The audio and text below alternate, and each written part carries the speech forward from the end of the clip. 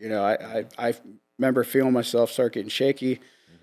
I'm like, why do you have my video? And they kind of chuckle amongst themselves, and he turns it around, taps a couple times, flips it around again. It's another video that I had from 2 years before that had got removed, deleted, and I never seen it again. Yeah! Oh, yeah! Oh, you're kidding me. Welcome to the Dangerous Jim Show. I am Jim Miller. What a great show we have for you today. We got UFOs. We got CE5 meditation. We have UFO sightings. We have intrigue. We have espionage. We have all kinds of different things today. I'm super excited to welcome my guest today is Mr. AJ Snyder. How's it going, Jim? Good, man.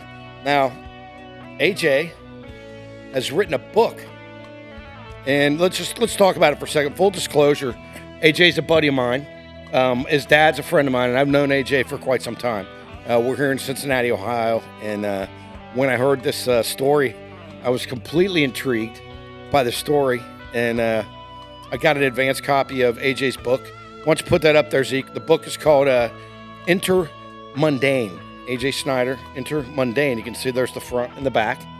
Looks pretty good. So bring that music down just a little, and let's dive in. So welcome to the show. Thank you for having me. Everybody. This is AJ Snyder. Now we're right here in Cincinnati, Ohio. The book is called Intermundane. Yes, now, sir. Have you ever written a book before? Never. All right. Never. I'm the last guy in the world that would write a book. Do you think you'll ever write another one? Not another one. Not another one? Nope. Okay. My wife will agree. Okay. So let's just talk about, before we dive into the specifics of the book, let's talk about the why. Why did you write the book Intermundane? I wrote the book because I'm in a position where I don't know anybody high up to get this out. Right. You know, I literally put in the first paragraph, I can't go on a podcast and talk about this. You know. Right. I saw that. But before this happened, you know, it's kind of coincidental that you got a hold of me. Mm-hmm. But I didn't know how else to do it. I had no way to get this out. Right. You know, I don't know anybody high up. Mm-hmm. I figured if I write the book, put it out, somebody involved will notice it. Right. Somebody will know what I'm talking about. Right. Other people will come forward. Right. And I just kind of want to be that bridge for other people. I get it. Okay. So, and you want to, what you became was something called a civilian psionic. Correct. Right? That's psionic. Zeke, is it psionic? Civilian psionic. Psionic. Yeah. It's kind of a new term. I never heard it myself till a couple months ago. Did you hear Zeke just did bionic? Yeah. It's not bionic, psionic. I like that. That was fancy. Yeah. So you've had all kinds of experiences with extraterrestrials. Let's break that down. Correct. And the why is you want people to understand that, and also to be aware of what's going on out there. Absolutely. As far as communication with extraterrestrials. So what is a civilian psionic? We are people who can connect to the ET.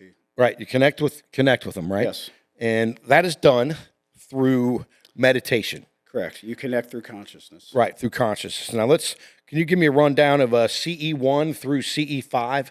Let's talk about the different ways that we, the normal people, can communicate with extraterrestrials. Yes. CE1 through 5 is close encounter. Yeah. That's the scale of it. Yes. Close encounter of the first kind is simply seeing a UFO. Seeing a UFO. Just witnessing one in the sky. I feel like I've seen one. I know you've seen a bunch of them, but I feel like I've seen one. Okay. Yeah.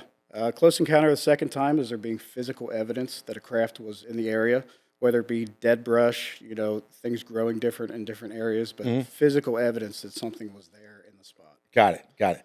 Close encounters of a third kind is basically seeing a being. Right. Seeing a being in person, you know, thus the movie Close Encounters of the Third Kind. Great movie. You got them walking out. Yeah. That's what that movie is about. Right. Close Encounters. So you're seeing them. Correct. You see them in person with your own eyes. Multiple witnesses. That's considered a CE3. Right. CE4 would be considered abduction. Abduction. Abduction. Do you believe in abduction? I can't pass anything off with judgment because, you know, hearing my story from a third person, I know it sounds crazy, so I can't judge someone else for having gone through an experience. I have never experienced it myself, so I can't You know, I can't throw shade on it. I mean, it could be real. Who knows? Right. And then what's the final close encounter? Close encounters of the fifth kind. The fifth kind. Yes, is human-initiated contact. And that's what you learn how to do, right? Correct. That's done through a protocol of meditations. Protocol meditations. Yep. Now, did you have before we dive into the protocol, did you have a meditation life prior to all hell breaking loose with all this? Yes, I had a lot of, I grew up a little rough, and I had a lot of anxiety issues and depression issues, on and off medication. Nothing was working. It would fix one thing and cause something else to go wrong. I get it. Got off of it completely. Yeah. Started exploring meditation, and it changed my life. Okay, I 100%. got it. All right, so first, you already had a meditation life. Yeah. Now, how did you learn? How did you get to being able to have a CE5 or tell me CE5 again? What does that mean? Exactly. Close encounters of the fifth kind is human-initiated contact. So how did you get yourself to a state where you could do that at all? How did you even know you could do that? I had no idea I could do it. Right. I came across a documentary called Close Encounters of the Fifth Kind. Close Encounters of the Fifth Kind. By Dr. Stephen Greer. Stephen Greer. Yes. Yes. And in this documentary, he talks about the CE5 protocols, is what he calls it. Right. And how he did it by accident and came up with these protocols, and he goes through it step by step. Right. He had people on there talking about how they've done it. They've done it in groups, and he was showing videos and all this proof. And as into it as I wasn't really sold on it. I mean, it was a cool concept, but I mean, come on. You can't just get it. meditate and they show up. I totally understand. Yes, I totally understand. I thought about it for a couple days, and I already meditate almost daily. Yes. So it was a nice night. I went outside. I'm like, what the hell? I'll give it a shot. If it doesn't work, it doesn't work. If it does, that would be amazing. And to my surprise, it worked. Okay. Now, so you went out in your yard. Yep. Sitting in a lawn chair. Sitting in a lawn chair in the middle of my backyard. How far? About 3 years ago? 3 or 4 years ago? This was 2017. So it's been a while. Yeah. So you go out in your yard. Yep. Lawn chair. You're just in the regular suburbs. Yep. Right? Not in a lawn chair. a thing. You start meditating. You're doing now. What are the I never asked you this when we talked prior. Yeah. What are the protocols? You said CE5 protocols. Can you break it down for you dummies like me and Zeke? I know Zeke's never going to understand this, but I should be able to. You get into a nice meditative state. Yes. You free your mind of everything. You let everything go. I'm going to do that right now. Go ahead. And then you picture where you are on the planet. I'm picturing myself right here. Picture exactly where you are in your backyard. You zoom out. You picture where your city is, where your state is, all the way to if you're looking at a globe. Got it. And the concept is the ET, being as advanced as they are, can tap into that consciousness stream. Right. And this is basically you giving them a roadmap to where you are. Okay. And you invite them into the location. Invite them in. Yes. Now, if I did that right now, do you think an alien might rent U-Rock Studios to maybe practice with their band or use? Wouldn't that be great? That'd be great. So best podcast ever. Wouldn't that be great? That'd be okay, great. so now you're in your yard, Yeah. right? You did the CE5 protocol. You relaxed. You started sharing your location, which it's not unlike Google Earth. No, it's just a repetitive thought. Right. That's all you got to do. Repetitive thought. And then all of a sudden, everything went silent. Everything was silent. You're in a lawn chair in your backyard. Yep.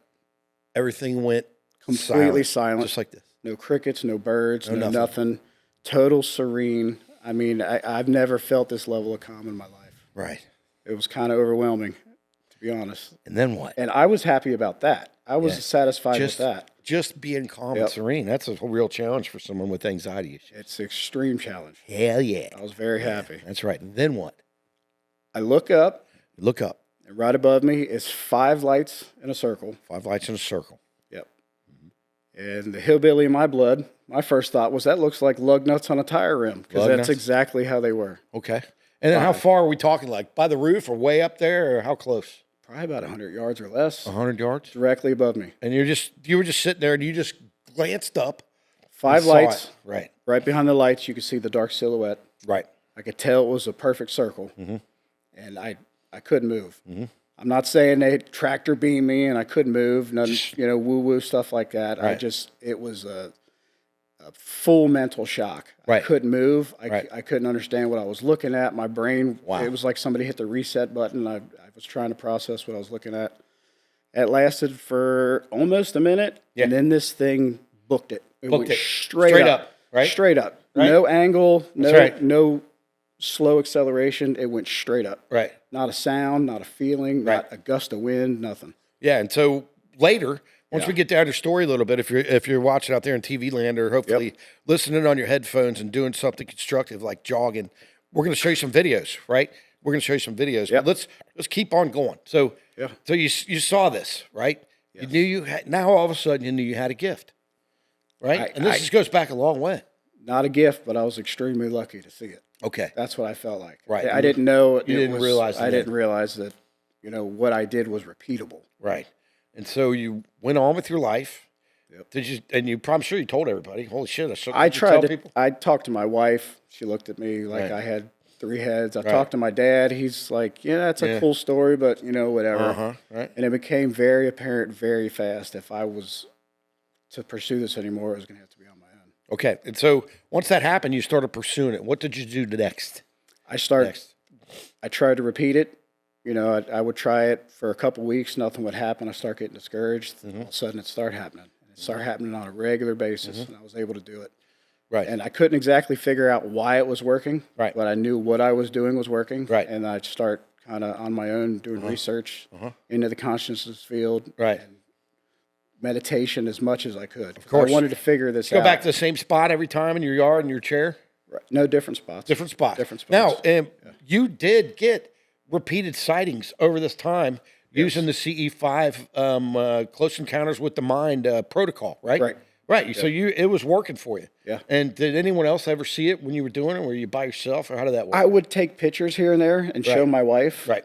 But we had young kids at the time, and she thought it was goofy, and any spare time she got, she really didn't want to spend doing it with me. She was cool that I was cool with it, but Yeah. Well, if you're anything like me, when I was your age, I was high on a lot of stuff, and anything that I saw, my wife didn't believe me because she had no idea what I had going on. So I don't know. And I don't know what your lifestyle was at that time, but. And then obviously you want to talk about it. I mean, this is one of the coolest things that's ever happened to me, and I couldn't talk about it with anybody. Right. I tried, and I would get the looks, and I get it. I've been on the other side of it. I completely understand it.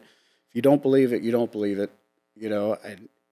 It was a hard realization that this was not only the coolest thing that ever happened, but I couldn't discuss it with anybody. I get it, man. Yeah, because people think you're a crackpot, man. And I look, before me and you met, I thought you might be a crackpot until I realized I didn't know.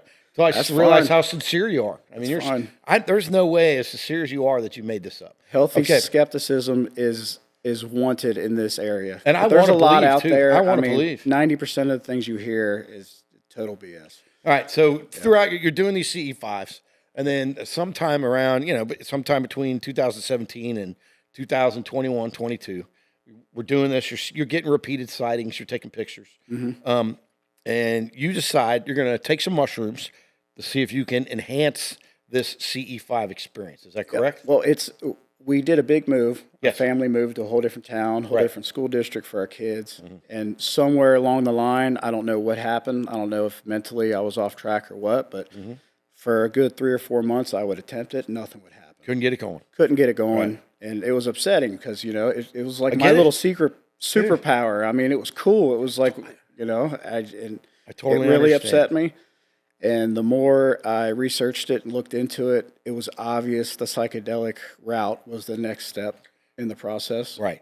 Now, we're going to talk about this a little bit more in this podcast, but the psychedelic drugs and connections with extraterrestrials and other things is very common. It's been happening for a long time. They've been studying it for them doing it. So what do you know about that? At the CIA, right? At the CIA. There's documents on the website that talk about them doing it. Okay, so you take some mushrooms one night, and you're inside. Tell me what happened after you took the mushrooms. That was my first out-of-body experience. Okay. It was my first genuine experience with psychedelics, so I didn't know exactly what to expect. Right. I went into the deep meditation, but this time was deeper. It was deeper. Okay. Something opened up. Right. I got to a point where I opened my eyes, and I'm standing in a room, and I look in front of me, and there's a dude sitting on a couch with headphones on. Right. And I didn't realize it at first, but it was me. My immediate thought was, holy crap, this is what everybody's talking about with the mushroom trip. I'm out of my mind. Right. And then out of nowhere, I go straight up above my house, straight up above my town, city. I see lights. I'm floating in space, looking at the Earth, and I'm thinking, I fell asleep during this. This is the coolest dream I've ever had. Right. You know, I start feeling a vibration feeling, and I start going back down, back to the city, back above my town. I seen the top of my house. I open my eyes, and I'm sitting on my couch. Right. And, you know, I've taken a lot of drugs we just talked about, and I've expanded my consciousness and the things that I think about through extensive drug use. I've also realized that some of it was nonsense, but I believe that there's nothing wrong with some sort of psychedelic helping you improve your communication. Right. Why not, man? I mean, it's a plant out of the ground, right? And I didn't take it seriously thinking what actually happened. I legitimately thought, you know, I experienced mushrooms for the first time. That was pretty cool. I get it. Because if it really did happen, why didn't I see anything? I didn't have any contact. I didn't see anything happen. So I'm thinking, you know, that was just a good night. We'll put that one in the books. You know what I mean? I tried. All right, man. Nothing happened. And so you take the mushrooms, and then a day or two goes by. The next day. All right, Zeke, you got this ready? Day. So this is what I want everyone to see. Take a look at this video, everybody. You can hear my kids. You can hear saying bye to it. You can hear AJ's kids in the background. Showed up right above us, right above the tree line. Let's look at that for a second. You can hear my kids saying bye to it. They're the ones that pointed it out to me. Right. Look at that. Now, Zeke, can you play that one more time? Hey, look at that handsome fella. Hey, man, I had to throw the face in there for people to believe that. I totally get it. Okay, there it is. Video's a little longer, the original, but my kids are in it, and I didn't really want to put that up. What part of the city is this in? Like Cincinnati, right? Cincinnati, yes. Like, so right near where we're sitting right now. Yeah, not too far. Look at that. Now, look, you're just standing there, and all of a sudden... Broad daylight. Broad daylight. You go up, and there it is. I mean, I had sightings before, but it was very distant, far away. I've never had anything up that close to that point. So let's talk about what people will say it is. It's a balloon. It's this, it's that. What do you... Say whatever you want. But say whatever you want. Analyze it. Pull it up. I don't care. I don't know, I welcome anyone to look at that video and tell me what it is. But I would submit that you've been working on this and this communication, and I believe it, because we're going to show the fact of what happened because of that video. Shows you what it was. All right, so you've been having these, you've been seeing these UFOs. Yep. You decide that you're going to put, like, I'm sure you put that on social media, right? I put it on there immediately. Right. I was so blown away. You put it up on your Facebook page. I did. Okay, and then what happened when you did that? Woke up the next day to check it. Yeah, of course. I didn't know if I was going to be getting made fun of on there. I didn't know if someone, a lot of holy shit, what is that? Yeah. But I expected something. I log on, try to log on. Right. Not only is the video gone. Right. My wife tries to find me on Facebook, can't find me. Your whole profile was deleted? Everything's off. So Zeke, never post UFO videos on your Facebook profile because you will be deleted, Zeke. I already told you we were going to end up on a watch list. See? Now you don't know. Now, what I want you to do while we're doing this, I want Zeke to see a UFO. So while we're doing this, try to do some CE5 in your mind too. It's a little distracting. Doesn't exactly work that way. All right, so you put up the video we just saw, amazing video, right? And your page was gone. It was gone, completely gone. It was gone. Okay, completely gone. And what did you think then? I mean, I've been a conspiracy nut my whole life. Right. I'm thinking somebody's watching me, this and that. Is what I am doing real? I mean, it was almost confirmation at that point. So I didn't know if it was that, or I had some really religious friends that I had worked with at the time. I tried to talk to them about it, and they were really offended. I figured, they flagged me, or they reported me, and that's what happened. Of course. So I was back. I didn't know exactly what happened. At the end of the day, I thought somebody reported me for it. Right. And, okay. That's what I thought happened. So by trade, you work at a body shop, but at this time you were some sort of carpenter. I was a finished carpenter. Finished carpenter. Yep. At the time. So this video goes up on your social media, and it is taken down. And at this point, you're like, WTF? What happened? But also, right around this time, you get the call to do a new contracting job, a new finishing job, right? Correct, which was a normal thing. I got called out. Right. So you houses all the time. So you got a new gig. Yep. Take your tools, drive over in your truck. You go in, you start analyze the job, you start doing the job. Then what happened? Start talking to the guy. While I'm there, I noticed he had a poster on his wall that said, "I want to believe." The classic UFO lifting a cow out of the field. Yeah. comedy poster. And as he's talking to me, I not only noticed that, but he's got a little pendant on his shirt. Yeah. It's a Freemason pendant. Freemason, right? You know, all my conspiracy bells start going off. I've been it. so interested in this. You know, I've read and watched so many documentaries on Freemasonry. Right. Never met one in person, so I figured, you know, if this guy brings it up, I'm going to ask him. Right. He starts asking me if I believe because he sees me looking at these things. Very first day on the job. Very first day. I mean, this is the first 10 minutes. First 10 minutes. I'm in there. Got it. Asked me if I believe. Definitely do. I told him. Yeah. We start talking. You know, over the period of the day, we talk more and more and more. And I'm so used to it at this point. This is almost 5 years at this point I've been doing it. And I've tried to talk to so many people, and the conversation never lasts more than a minute or two because people, they don't know what to do with it. They don't get it, man. If you don't have experiences yourself to kind of put into the conversation, you're going to kind of want to change the subject. Right. It doesn't make sense. That's what Zeke did. This dude just kept asking questions after questions. What kind of questions? How many have you seen? What have you seen? How many have you seen? Do you? I can't. Like dozens? I've lost counts. Hundreds? I've lost count. You've seen hundreds of them? Like hundreds of times? Hundreds. Right. And then, some of them I don't even see. It's a connection, but that we'll get into that. Okay. Yeah. All right. So, so he's asking you a bunch of questions. Bunch of questions. We're going back and forth. I'm loving it. You know, I finally got somebody. Plus you're hammering away, right? Hammering away. And he's asking me how I feel about the subject. And, you know, do you think it's right that they're, you know, the government's holding this information back? And I mean, I know now that he was feeling me out. Of course. You know, how I was feeling about the subject, but at the time I loved it. All right. You know, I'm so used to customers either just staring and being quiet or, you know, I work from some snobby people, so this was refreshing. It was nice. I get it. We talked. I can't imagine talking to my contractor while he was working. I tried to vacate the house. Well, okay. At the end of the day, it ended with the CE5s. He asked me if I ever heard of CE5s. And I'm like, yeah, but, you know, this just happened to me a couple of weeks ago. Look at this video. And you showed him a video. He seemed extremely interested in the video. Yeah. He was like, that's so cool. You know, I've heard about people doing this. Which video did you show him? The one we just looked at? The one you just looked at. Got it. Okay. And I told him about the Facebook post and how it got taken down. Oh, wow. You know, and so, you know, the day ended. Yep. I come back. The next day. Right. Then what? That's when things got weird. Tell me. Let's go. Everyone wants to know what happened next. Tell me what happened. It was, so you show up, got all your tools, you ready to go? Ready to go. All right. I was excited to talk to him again. You know, this guy's cool. It makes the day go quick.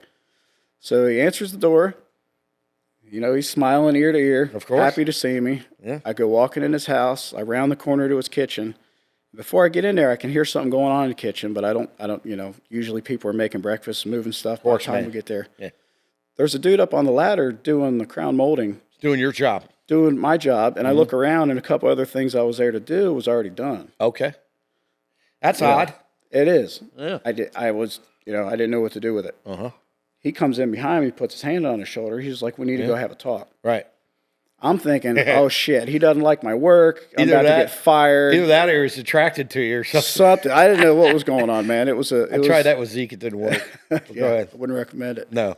Okay, so day 2, now you're going to have a talk. Tell me. I want to have a talk. Tell me. He takes me down the hallway of his house. We go into what's obviously an office in the house. And there's somebody already in there sitting at the desk. Another person. Yep, with a laptop in front of him. Oh, for God's sakes. Okay. He said, you know, this is so-and-so. He is also a Freemason. We'd like to have a chat. Immediately, I'm like, well, this is awesome. What is this about? Okay. You know, so you were excited. You felt because good of our conversation the day before, and he knew I was interested in the Freemasons. So I'm figuring, oh, well, he let somebody know we talked about. Somebody's here to talk to me more about it. Right.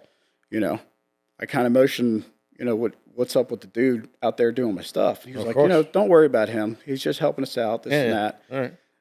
Kind of weirded out. That's weird. That's the weirdest part up to this point. Yeah. He sits me down. The guy sitting at the desk does a couple taps on the computer, turns it around, and it's the video that you just seen on his laptop. Wow. Okay. Then what?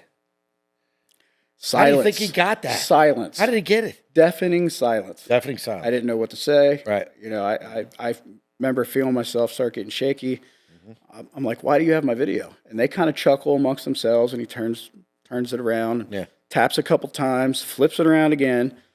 It's another video that I had from 2 years before that had got removed, deleted, and I never seen it again. Right, because got knocked completely off your phone. Yeah, it wasn't on my phone anymore. It wasn't on Facebook. Right. You know, I couldn't find it. And this is the first time I had seen this video in 2 years, and I didn't know what to do with it. I'm like, how the hell do you got my video? What's going on? Right.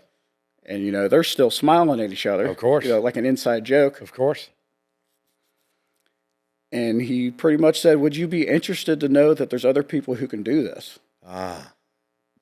And I didn't know what he was talking about. I'm like, what do you mean do this? Do this. He was like, make contact. Right. You know, bells start going off again. You know, everybody at my work at the time made fun of me because when I talked about it, I'm the weird alien guy. So I'm thinking, they're messing with me. This is awesome, you know? Right. This is funny as hell. They did good on this one. But I could tell by the way they were looking at me that it wasn't a joke. Right. And you told him yesterday that you knew about CE5s, and I don't 100%. know. Did you tell him you knew how to do it on the first day? You told him you knew what to do. And he kept saying, so you did this? This is your video? Okay. There's no, you know, you didn't mess with it at all? Didn't pull it mess off with YouTube or something? No, and I mean, I showed him the full video that I had. So, I mean, and he could see that when I took it, the location, you know, every video and photo you take has a receipt on the back of it. You know, and yeah. Wow. Wow. This is good. Okay. So now you've talked to these guys. It's been a couple days. You went day 1, day 2, and they realized, they say, I think quotes in your book, it seems like you have a gift. Yeah. Right. And how did you feel? Did you feel like you had a gift at that time? It was cool to hear that. Right. Right. And then what happens next? So now we're in day 2. What happens? Sitting there at the desk with him, he tells me that he's also a Mason. Yes. And he works for CIA, and Works for the CIA. Works for the CIA, and they wanted to reach out to me about the videos and ask how I did it. Right. They want to know. They're interested in your techniques. It was like Christmas morning. Right. I mean, for somebody like me, so into this stuff, for this to like be happening taking live, you seriously. Right. Yeah. Not only are they interested, like, holy crap, this is what I watch and read about, and it's happening right in front of me. And he asked me if I'd be interested in working with him. Right. To show him how I did it. Right. Wow. And it was, it was almost too much to handle. Okay. It was almost too much. And so then we'll fast forward just slightly. Yep. They arranged for you, and correct me if I'm wrong. Yep. After that final, they arranged for you to have a different job. Correct. That was not you weren't a contractor anymore. Now you're going to work at a body shop. That was, And they knew your history, and I knew you from working at your dad's body shop. Correct. So they gave you a new job at a body shop. Now, where was this body shop located? We're not going to say the name, but what was it close to? From our conversations, we had talked. I told him I was looking for, you know, a different job. Told him I worked in the body shop with my dad growing up. Yep. They had a body shop that he happened to work at less than a block away from an airport, where he himself would take the flights back and forth to Virginia and back with other people who are involved, and for his own stuff that he would do. Right. So when we talked in private, you weren't comfortable about mentioning the name of the airport. Correct. So I'm not going to mention it, but it's a small airport. It's a pretty dead giveaway for the shop. It's a small I'm airport. not here to throw anybody under the bus with that, because they're good people. Right, of course not. So they give you a new job. Yeah. And then what happens from there? At the body shop. Right. And that's when I start taking the flights. Okay. 2 to 3 days a week. Okay. So they give you a new job, and at this point, they explain to you about, you already knew about a place called the Monroe Institute. You're probably already familiar with that with your I had UFO heard stuff. about it before, yeah. Right. So tell me what the Monroe Institute is, and tell our dozens of listeners, what is that? The Monroe Institute is a place where you can go that teaches you how to navigate your own consciousness. Right. It teaches you meditation practices. It teaches you how to control your emotions. Right.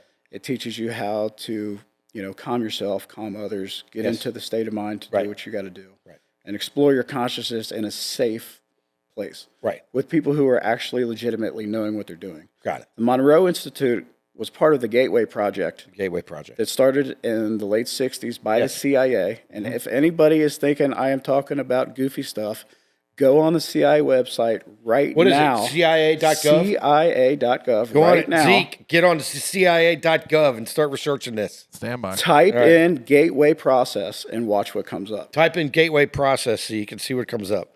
All right. It is there in pure black and white. So it's been around for a long time. This is an accepted thing. They did it. They implemented it.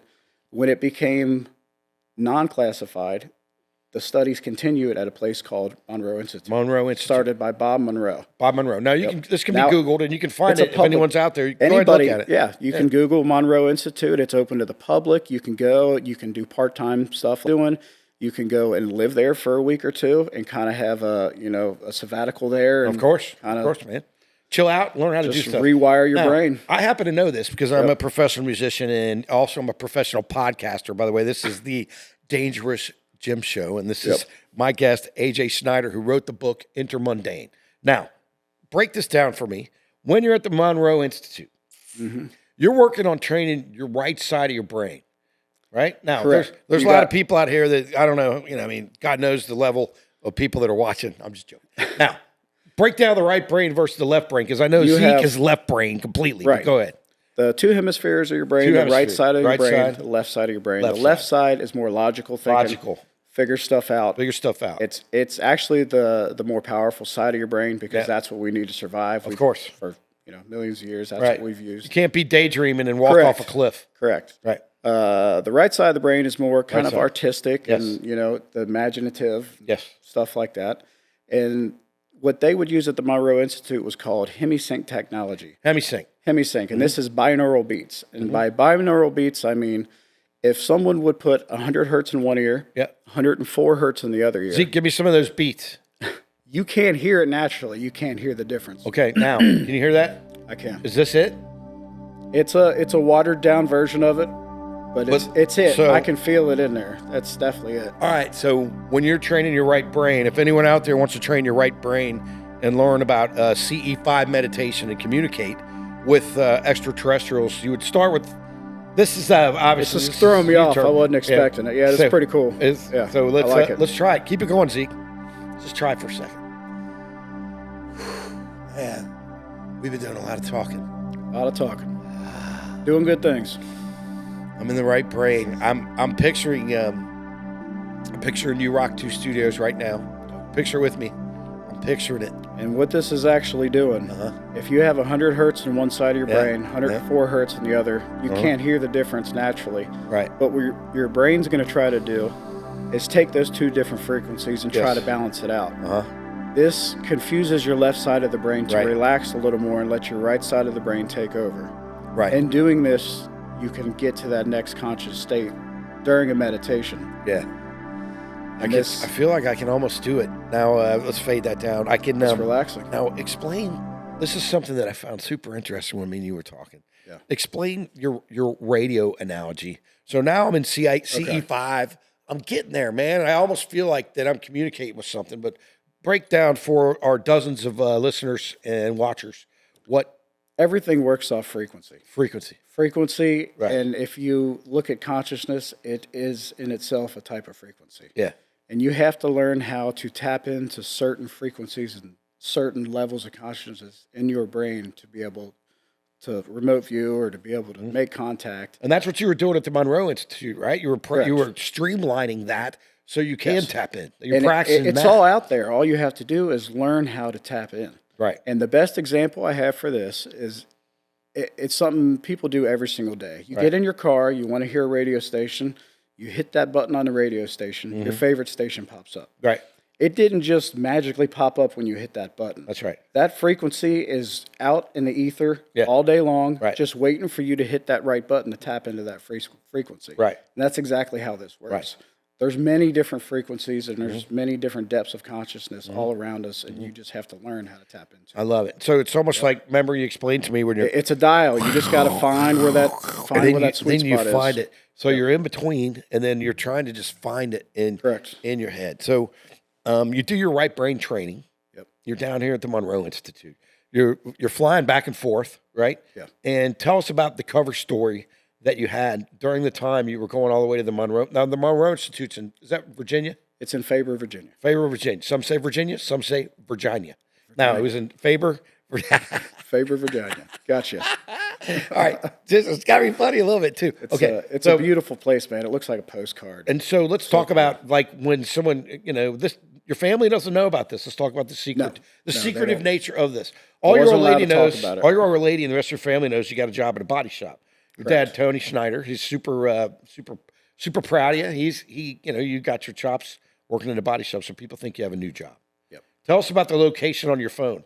So you go to your job, it's close to an airport, and everyone has location services on the phone. Everybody has a GPS on the phone. GPS, thank you. And they would do a scan on the phone every day. Scan on the phone, To ping it. I could take my phone with me, but the scanner, and if anybody out there is listening that was part of this, you're going to know exactly what I'm talking about, because I'm sure they used it on you too. Yeah. It looked like a little vape pen, and they would keep it on them at all times, and they literally would scan the phone. Right. It would make a ping noise. Yeah. You're good to go.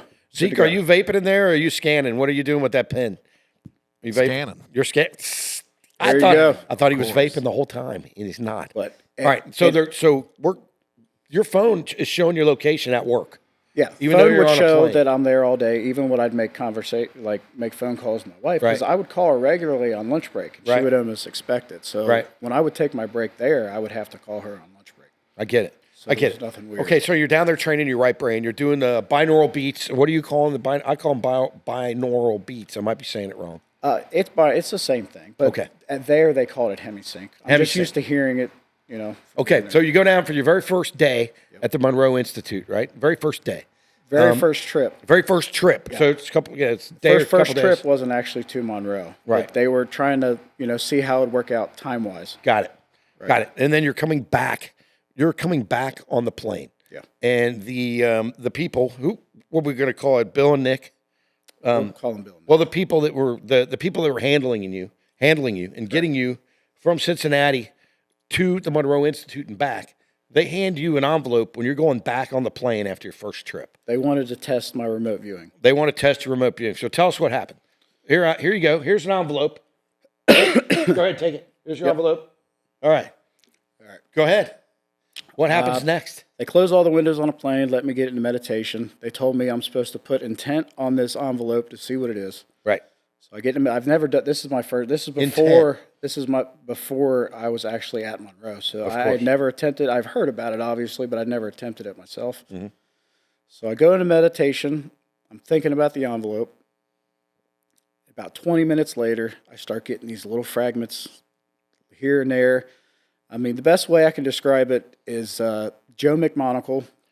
Have you ever heard of Joe McMonagle? No, go ahead. He was CIA remote viewer #1. When they first did this stuff. Right. And he's got the perfect analogy for what this is like. He says if you hold up a piece of cardboard about 5 foot from you, right, you poke a hole with your finger in it, and you're trying to look through that hole to see what's on the other side. Yeah, that's not 5 feet, but I can see. And that's kind of what it's like. You get bits here and there. You're trying to see.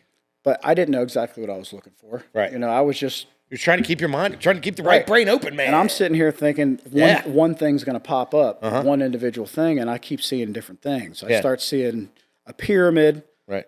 There's a pyramid there. There's an eye above the pyramid. I immediately think, well, I just watched Ancient Aliens the night before. I'm thinking of like the intro or something I watched. I'm seeing a bird. I'm like, this isn't making any sense. I quit the meditation. I was ready to throw in a towel. Like, I'm sorry, I'm not cut out for this. It's also a lot of pressure if someone hands you an envelope and tells you to visualize it. I don't know how you're supposed to get to CE5. Well, and I'm still trying to accept it in my own brain. I'm part of it and still thinking this is crazy. This is BS. So he's like, well, what did you see? And I seen a pyramid. There's an eye. There's a bird on it. I don't understand what it was. I think I'm just imagining stuff. Right. He grabs the envelope, pulls it out. He was like, you fucking nailed it. Wow. He slaps the dollar bill down on the table right in front of me. There's right on the back of the dollar bill is exactly what I seen. Wow. Couldn't believe it. You had it. Had it. That is fantastic. Couldn't believe it. So here's what we're going to do. Felt like $1 million. We're here with AJ Snyder. He wrote the book Intermundane. We'll put a picture up there for you. We're going to take a short break. There's so much more information that we're going to get to. We're just warming up. If you're listening or watching out there, hang in there. We'll do a couple quick commercials. We'll be right back with AJ Snyder, the author of the book Intermundane. Lots of adventures still to come. Stick around. Zeke, what are you doing in my house? I'm just joking. I think you guys know we're making a commercial. Hi, it's Jim Miller from the Dangerous Gym Show. What happens is I wake up every morning at 5 a.m. I do my yoga. I do my meditation. Then I go into my kitchen and I go to the Keurig and I make myself a piping hot cup of this Wake the Hell Up coffee right here. This is my peanut butter cup flavor. It's made by the Utica Roasting Company over on the East Coast. It has a lot of caffeine, 1 caffeine, 2 caffeine, 3, 4, 5 times the caffeine. I'm not exactly sure, but I make myself a cup of it. I'm extremely caffeinated. It's the Utica Roasting Company. All you got to do is go to Amazon, search Wake the Hell Up coffee, get the peanut butter flavor, super extra strong. I put it in my Dangerous Jim mug. I take a drink and I'm ready to start the day. You need a cup of Wake the Hell Up. Hello, it's Jim Miller from the Dangerous Jim podcast. I'm just letting you know, if you can zoom in and see this, take a look. We're recording this at URock 2 Studios right here in Forest Park.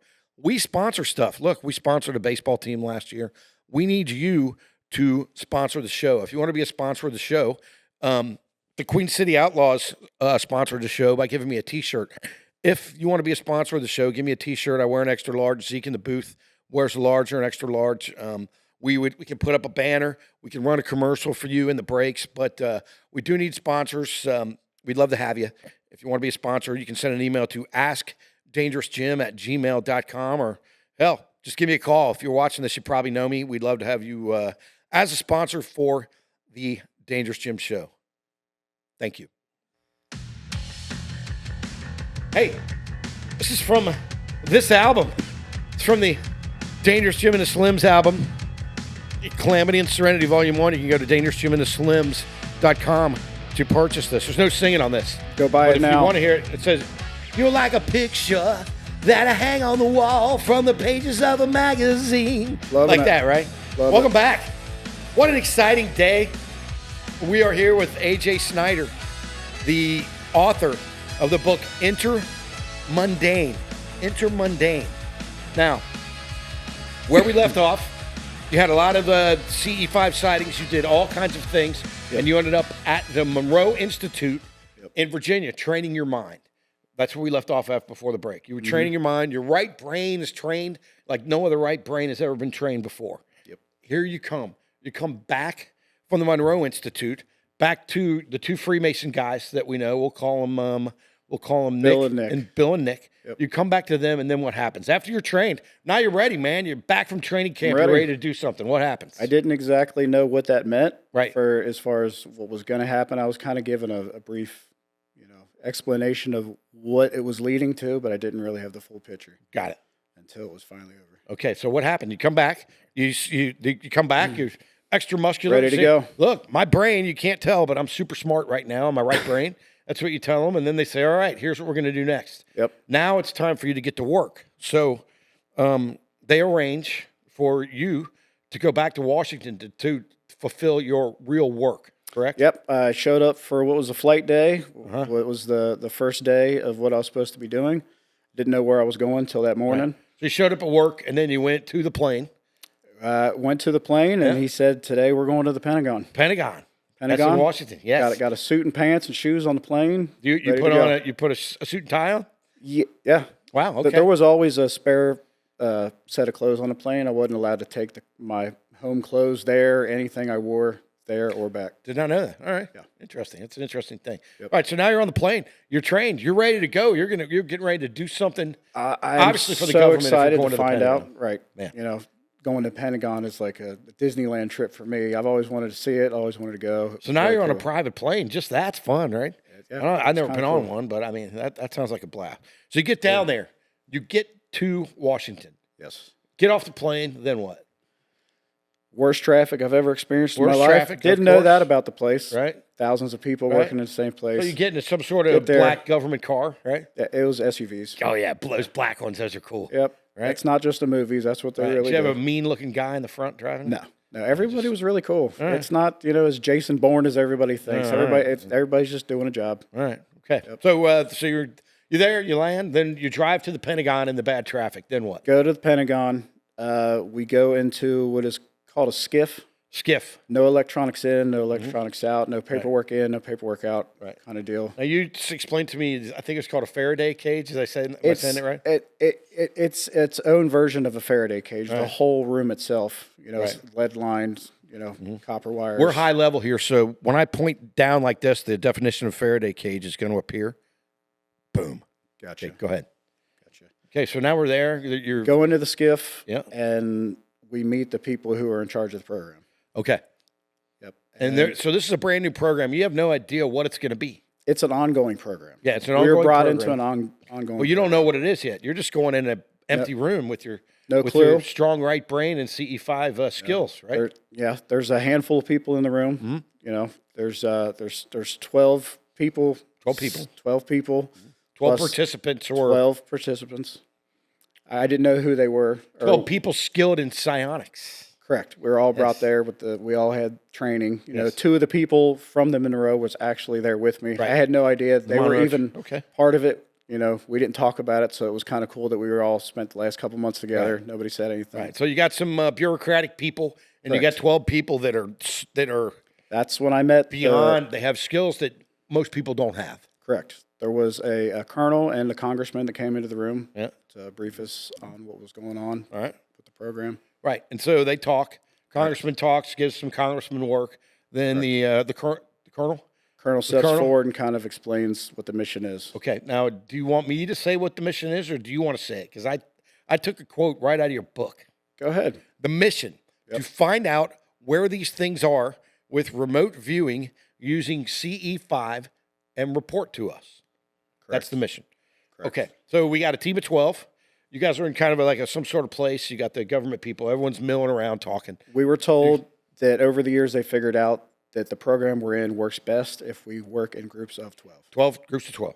Yep. Right? And There's there's 12 jurors, There's 12 jurors, 12 steps, 12 12 apostles. traditions. Apparently, this goes all the way 12 back to biblical times. All right, man. Okay, so we got 12 people there. Now, Yep. at this point, I want to ask you some cool technology stuff. Go ahead. Now, tell me about the black tile and how it's used for identification when you go to the Pentagon. That wasn't the Pentagon. Oh, That was at Langley. at Langley. Tell me about the black tile. It was pretty wild. Yeah. What looks like a regular black and white floor, Black and white floor. you know, close to and into the elevators where we were going into. Yes. We were told to stand on these specific tiles, specific black tiles in the middle. Yeah. It was a weird request, but, you know, it's been a weird couple days, Oh, so God. whatever. Yeah. I'll stand on it. As soon as I stand on it, they asked me, have you talked to anybody else about this program outside of this program? Right. Very direct question. Yes. I'm thinking, no. No. As soon as I answer, he's like, all right, you're good. You're scanned. Uh-huh. I was like, what do you mean scanned? Scanned, what do you mean? He said, the tiles you're standing on, Black tiles. black tiles you're standing on, is a dual purpose machine. That's right. He said it measures the bone in your feet. Bone in your feet, 'Cause Zeke. Each person has an extremely specific length of bone in their feet. Yes. Many of them. Mm-hmm. And it's kind of like a fingerprint scan. but Right. You can't fool it. Mm-hmm. Of course. There's no fooling it. Of course. And it also doubles as like a sonar pulse to check your heart rate as they're asking you that question. Lie it's detector. It's a lie detector. Okay. This was like some 007 shit. It was super cool. Wasn't expecting it at all. But I love it. that's how we got in and out of the facilities while we were there. That was there was no physical card like you see in movies. They walk up, they got a badge. None of that existed. Right. was All right. all So done now through we got the group of 12. We're there. You met all the people. You got socialized around. Danish's coffee, whatever. You're all talking. Now they're going to take you to a different room. Is that right? We're going to move out. Tell us about the area where you're going to work. What is that called? They Break it refer- down for everyone. They referred to it as the pod room. Pod room. Pod room. Yes. In this room, there was 12. They called them pods. They look like MRI machines, but a little bigger. Right. And in these machines, when you're in them doing your C5s, your remote viewing, you use the binaural beats, but there's no headphones. See, let me have those beats again. Yeah. Okay. So we have the. So it's kind of like so it's a big circular. Looks thing. like an MRI machine. You kind of sit in it, slide in, half your body's in it. Right. The rest, it's super comfortable. It's heated. Right. I mean, they try to make you as comfortable as possible Okay. so that there's no distractions. You know, if you're hot, it cools you. If you're cold, it warms you. It was. I wish I could have one at my house. It was the most relaxing.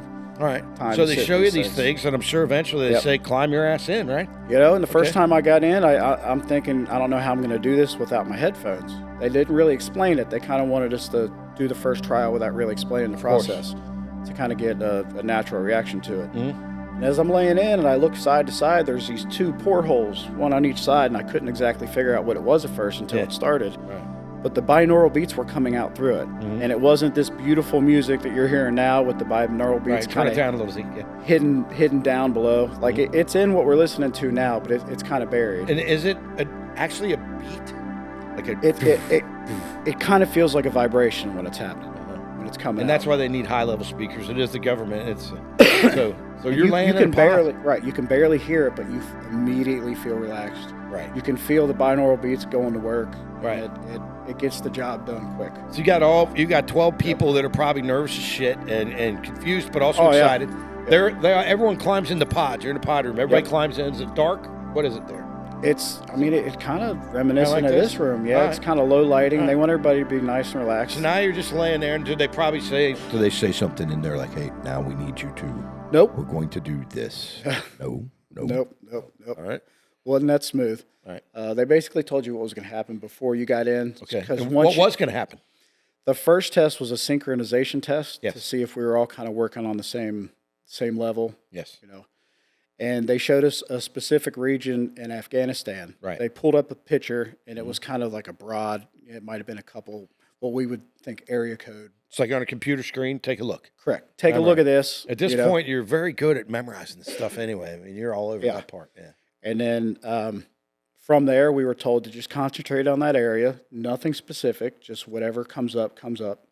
If you feel a presence of a UFO, try to kind of tag onto that, Right. and pay attention to that. Right. So we get in our meditations, we all do our thing. It only takes about 20 minutes at this point. But at Period. times, just you don't even know. When how I long first it is, started right? doing this, I would take 45 minutes to an hour, but in these pods, it happened so fast. It was amazing. Well, I think I don't know. You're the one, but I'm thinking you got better at it. You got better into getting into the zone quicker. You kind of get around the protocols, and it's just, Right. you don't need guided meditations like in the beginning. You kind of I get understand. to it on your own. Guided meditation being that music, but someone talking to you too. Right, kind of explaining what you're supposed to be doing. Right. Okay. All right. So now you're in the pods. 12 people are in the pods. You're picturing Afghanistan. Picturing it, I'm kind of getting things here and there. I'm nervous at the same time, so I don't know if what I'm seeing is real. The meditation ends. We're all taken into a back room. We all have individual little cubicles where we sit at a desk. There's a pad of paper with a pencil.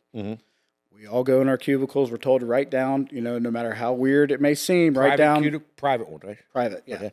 Kind of like, an office space. Sure, it man. looks like Yeah. a little office space. So I write it down. They come in and grab mine. They're walking through, grabbing everybody's, and then they tell us to go with them. We go down the hall to another room. There's a projector up. She's got a laptop hooked to it. Yeah. And she says, all right, everybody, this is what we're doing. Did you draw a picture? I did draw a picture. Draw a picture. Okay. The picture I drew was a pond in the shape of a triangle. And there was obvious military barracks and stuff around this pond. Yeah. It was like a military, like a tent military base around this. And this is what I seen. That's what I wrote down. Right. So she says, all right, let's see how many viewers are right. There were 7 of us out of 12 who actually nailed it, Right. which, I'm like, cool. I hope, I was one of them. Yeah. She says, watch this. She hits it. Picture pops up. It's a triangle pond. Yeah. But it's a subdivision. I'm thinking, well, A subdivision. Well, I say that lightly. There was houses around it. I course. didn't know what else to call it. I'm thinking, well, at least I got the pond right. I'm kind of on the mark, She goes, now watch this. And she clicks it again. It's the exact same, taken from the exact same angles, Yeah. exact same pond, triangle pond. And now around the pond is Army barracks. It was exactly what I seen. Oh, wow. Like to a T. I'm thinking, holy shit, that's awesome. But why did she show us 2 pictures? Yeah. Why? Yeah. And she said, is anybody confused yet? Kind of. I am. Yeah, we all were. Okay. She said, what you're actually seeing was an incursion that happened over this military base 5 years ago.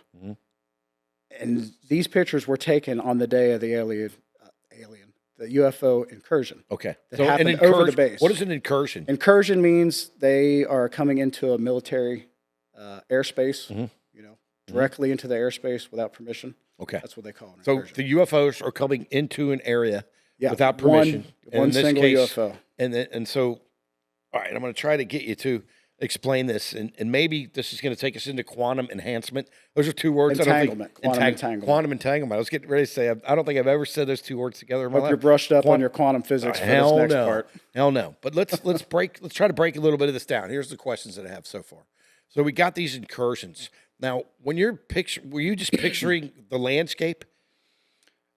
I was you were in picturing the pod. I was picturing the picture that I looked Picturing at. the picture. The picture of the map that they showed us. I was just kind of But it was imagining that. way up there. It wasn't like Google Earth down. You were No, Google it was Earth closer. Okay. It was closer. Okay.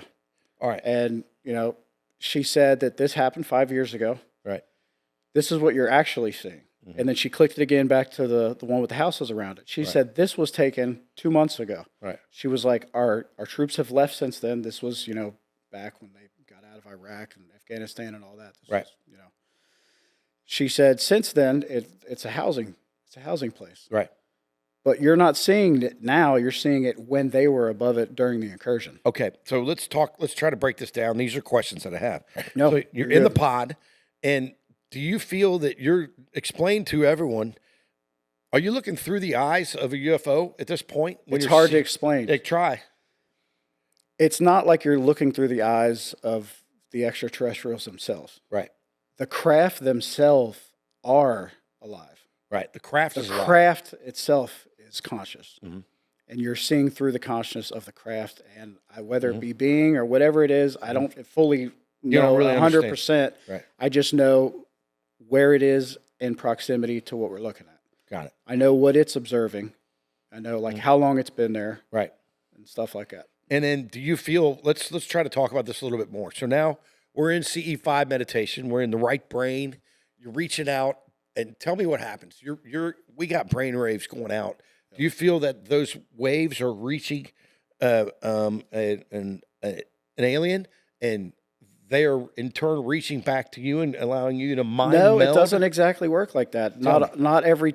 I mean, it's not like you see the craft and you're like, I'm going to go towards it. Right. It's more or less going to the area they want you to look at. Yes. And the way I can describe it is the feeling when you put two opposing magnets together, that kind of weird pushback that you feel. Right. We feel that like in our body when Right. that's happening. And we kind of go towards where that feeling's coming from. And that's where the craft is. Okay. And that's only accomplished through training your mind. Correct. Right. All right. So now we've done that. And is this at Langley when we're in the pods? Yes. Okay. So we're at Langley. Yep. You're there for a month.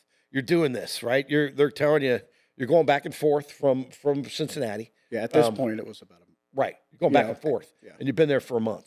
And you're in these pods constantly, right? What's that like when you're getting in the pod, getting out of the pod? It was exhausting. Exhausting. At first it was really cool because it Right. was something new. Mm-hmm.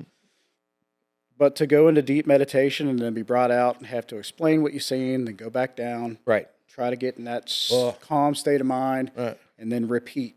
We do it 3 to 4 times a day. Right. And it was kind of daunting. And they're giving you different places to look at. Correct. And we have a very short window of time. You got to think, because we have an opening of about an hour and a half for travel to and from. Of course. You Got to know. get to work, man, right? Right. And so we got a limited time there. So they're really pushing us, on what we're doing. We can't really ask a lot of questions because they say it kind of muddies your thoughts. Yes. Can't have your own questions going on. Just do what we're asking you to do. Visualize this. Don't think about anything else. We call it a vision. I guess is visualize good, or what's a good term? Maybe not visualize this, but to say, here's what we want you to look at. Yeah, check in on the spot. Is how they would say. Using Check your in. remote viewing. Now, explain remote viewing. How do you explain that? What's the definition of remote viewing? It's a golden question. Basically, what you said, where you're up there and you're not there, but you're remote. You're viewing it remotely from where you're not landing. You're looking down. Yeah. Would it be kind of like flying in a plane over and looking down at the ground? What is it? Kinda. It's a little more jerky of a feeling. Right. A little more jerky of you like got what your you're eyes seeing. closed, and you're all of a sudden you can, once you find your way to find your mind through that pinhole and get that radio adjusted, There's a little calmness that comes over all of a sudden, and that's kind of how you know you're in the right spot. then you're up looking there, right? at the And then you right try to area. relax and stay there and not let your mind wander. And No, you can only stay there for maybe 20, 30 minutes Right. max, and then you kind of start fading out. Like your concentration, you can't really stay longer than that. Okay, so you're there for a month. I'm there for a couple months. Yeah, you're there for a couple months, and this is back and forth. You haven't been able to tell anyone about what you're doing. No. How does that feel? Extremely stressful. And how long you been married? Going on 11 years. Then you've been with your girl 12 probably years. longer than that. Known her since high school. Okay, so you've been with your girl for a long time. Yeah, we've known Over each other 20 for a years. long time. Okay, and so you're you're keeping up the illusion that you're going to work at a body shop and you're coming home. Yeah, it was not easy. There was a lot of guilt attached, a lot of sleepless nights. Right. You don't realize, on a daily basis how much it helps you just bouncing ideas or thoughts off of other people until you don't have that. Got it. It's And so really difficult. also at this time, and you have pay stubs to back it up. You have all kinds of paperwork. Yeah, I've shown you. I won't show them on here, No, of obviously, course not. but I've shown you the pay stubs. I've shown you the dates when I worked there. Yeah. 2 separate times. Right. I've shown you my Freemason Lodge stuff. And one of my questions that I had for you: are you getting paid for all this shit? And the answer was, your paycheck was being enhanced at the body it shop was for the work you were doing. Significantly being enhanced. Right. And you have documentation of this. If anybody else wants to have AJ on, he's got documentation of all that stuff. So I got all the documents. Don't hesitate to The reach way out. the body shop pays is called flat rate. Flat rate. Basically, if you get a job that takes 10 hours to repair and you repair it in 6 hours, you get paid for them 10 hours. Got it. So there's no exact number of hours you're there at the shop. And shop hours, I mean, anybody who's worked in a body shop or knows anybody knows the hours are crazy. It does, You don't have a specific time, So it was the perfect way to kind of, you all right there? Yeah, I think so. I don't know. It was the perfect way to kind of hide how it was happening. Great. But they would put, vehicles that basically didn't exist on my estimate pads and on my paycheck. Yeah, man. And I was bringing home good money finally. I love it, man. It was nice. All right, so we're doing this for a while. We're at Langley. Now let's talk about Kyiv. Now I was calling it Kyiv because I always thought it was chicken Kyiv, but it's Kyiv. Let's talk about Kyiv in the Ukraine. Now, let's explain to everybody what we're going to talk about next. Go ahead. I'm trying to think how to even get into it. It's kind of a Well, the way I understand it, they asked you after all this time, they wanted you to take a look at while we were doing it, a few of us started pinging on the same area. Okay. Which was kind of rare. Right. For more than one person. I mean, they obviously would have us look at the same spot, but to draw the same thing, to see the exact same thing, right. You might see the same situation and 5 people draw it or explain it in 5 different ways. Of course. But, it started out 1, 2 of us, and then you were drawn to a certain part Kyiv of the world. Kyiv, Ukraine. Kyiv, Ukraine.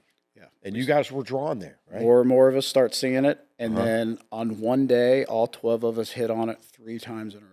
And when you see it, what are you seeing? Seeing the buildings. Seeing the buildings. Structures. Seeing the layout of the streets. How do you know it's Kyiv? I don't know. I don't know what I'm looking at. Okay. No, I'm writing down what I'm seeing, and they're taking collective information between me and the other people. It could be anywhere. What they do is they run up our information up to the higher-ups who analyze the satellite imagery of the spots that we say to look at, or the spots that they say that we're talking about. Because, again, we don't exactly know what we're looking at. We just know what we're seeing. Got it. So they take that up, match it with satellite imagery. 90% of the time, when they're looking at the satellite imagery, these UFOs are popping up on the satellites. Got it. That confirms what we're looking at is real. Right. And to be clear, the aliens, the UFOs, they congregate over areas where They are. Where do they congregate? They are extremely interested in what we are doing militarily. Militarily. Extremely interested. Right. And why do you think that is? Same reason a mom sits on the side of a playground and watches her kids play. Right. We're just being observed. We're being observed. Right. And you feel that UFOs are a much stronger being than we are, smarter, all that? Oh, we're cavemen. Cavemen, right. We're mammals on the earth, and that's what I think. We just learned how to walk. Yeah. I mean, you talked about that. All right, so we got Kyiv. Kyiv's on everyone's quote-unquote radar, right? It is. And all you guys, all 12 of you, I guess they probably tell you not to talk too much together. They called it a positive forecast. A positive forecast. Positive forecast when all 12 of us hit on it 3 times in one day. That means something's coming. Got it. We didn't really go into this, but yes. In the satellite imagery, they would either see that they just showed up that day that we're looking. Yeah. Or they would backtrack a week or two up to a month before to see if they were in the satellite images. Right. When they looked up Kyiv, these things were months, weeks, up to the date where what happened. Right. We're hanging out in the area. Right, all hanging out. There's been a lot of things going on with Kyiv, but nothing related to this specific situation was coming up of concern. Right. But the fact that they were showing up to a month before in the pictures, meant that they knew something was coming. What do you And mean that by was the part pictures? of the program. So like Satellite images. satellite images show They're picking up. alien craft Correct. over these areas. They show them. Yep. Right. So they can Clear see as it. day. Once you tell them where to look, obviously they can't look at the whole world. No, So it would- once you say, look mean, over here, right. then they look and they go, wow, shit, It's you're such right. a fast-paced thing. I mean, if someone painstakingly looked through all the images, they would find these things. But Yeah, but it's impossible. It's on the fly. Right. You know, we got to look what they want to look at when they want to look at it. And the government needs you guys because they don't know how to do it. Correct. They need an advantage. They're telling all of us, because everyone involved was super into the ET thing. Yes. We thought we were doing good work, Right. and we thought that telling them where these are and what they're seeing is just a happy byproduct that makes them happy Of course. from the research we were doing. So course. that's what we were told that we were doing there. Right. All right. And so now we're working. Eventually, you go home, right? You everyone knows you guys you're getting these images, positive forecasts of Kyiv. Now you go home. Next morning, you wake up, get yourself coffee, smoke a cigarette. Your wife's inside, and tell me what happened then. Walk in, she goes, "This is really sad. Have you seen this?" And Yeah. I turn around and look at the TV, and it said a bombardment of bombs has been dropped on Kyiv. Oh, for gosh sakes. Yeah. I mean, it was a little hard to deal with. I didn't know what to do. You know, I kind of sat on the couch with my wife and watching it. I was kind of confused. I didn't understand why there'd be something going on when we were celebrated that day. They acted like we were doing amazing things. You I'm like, forecasted it. I don't understand. I don't get it. And they show helicopter views of the damage. And as they're showing the helicopter views, it's exactly what we've seen. Oh, wow. It's exactly the area. Yeah. It's exact buildings, well, what was left of them, that we had all seen, that we all Right. told them about. Right. And I didn't understand why I was looking at what I was looking at. Right. You know, I'm sitting there seeing little kids getting pulled out of, rubble. They got blood on them, crying, and just not a lot gets to me, man. I'm a father. I got 4 kids, and kids get to me. And seeing that, something snapped in me, man. I never really came back from that. Wow. Okay. So now, what's your opinion? Since you knew that something could have been done, is that correct? Correct. Right. And somehow the U.S. could have intervened. It could have Now, been. I don't know much about the politics of it, and we probably won't talk about that today. But since they knew in advance something could have been done, and it was not done. Yes. And since you knew Did that, not sit well with me. yeah, and since you knew that, you became a little bit disillusioned at that point of what are we doing?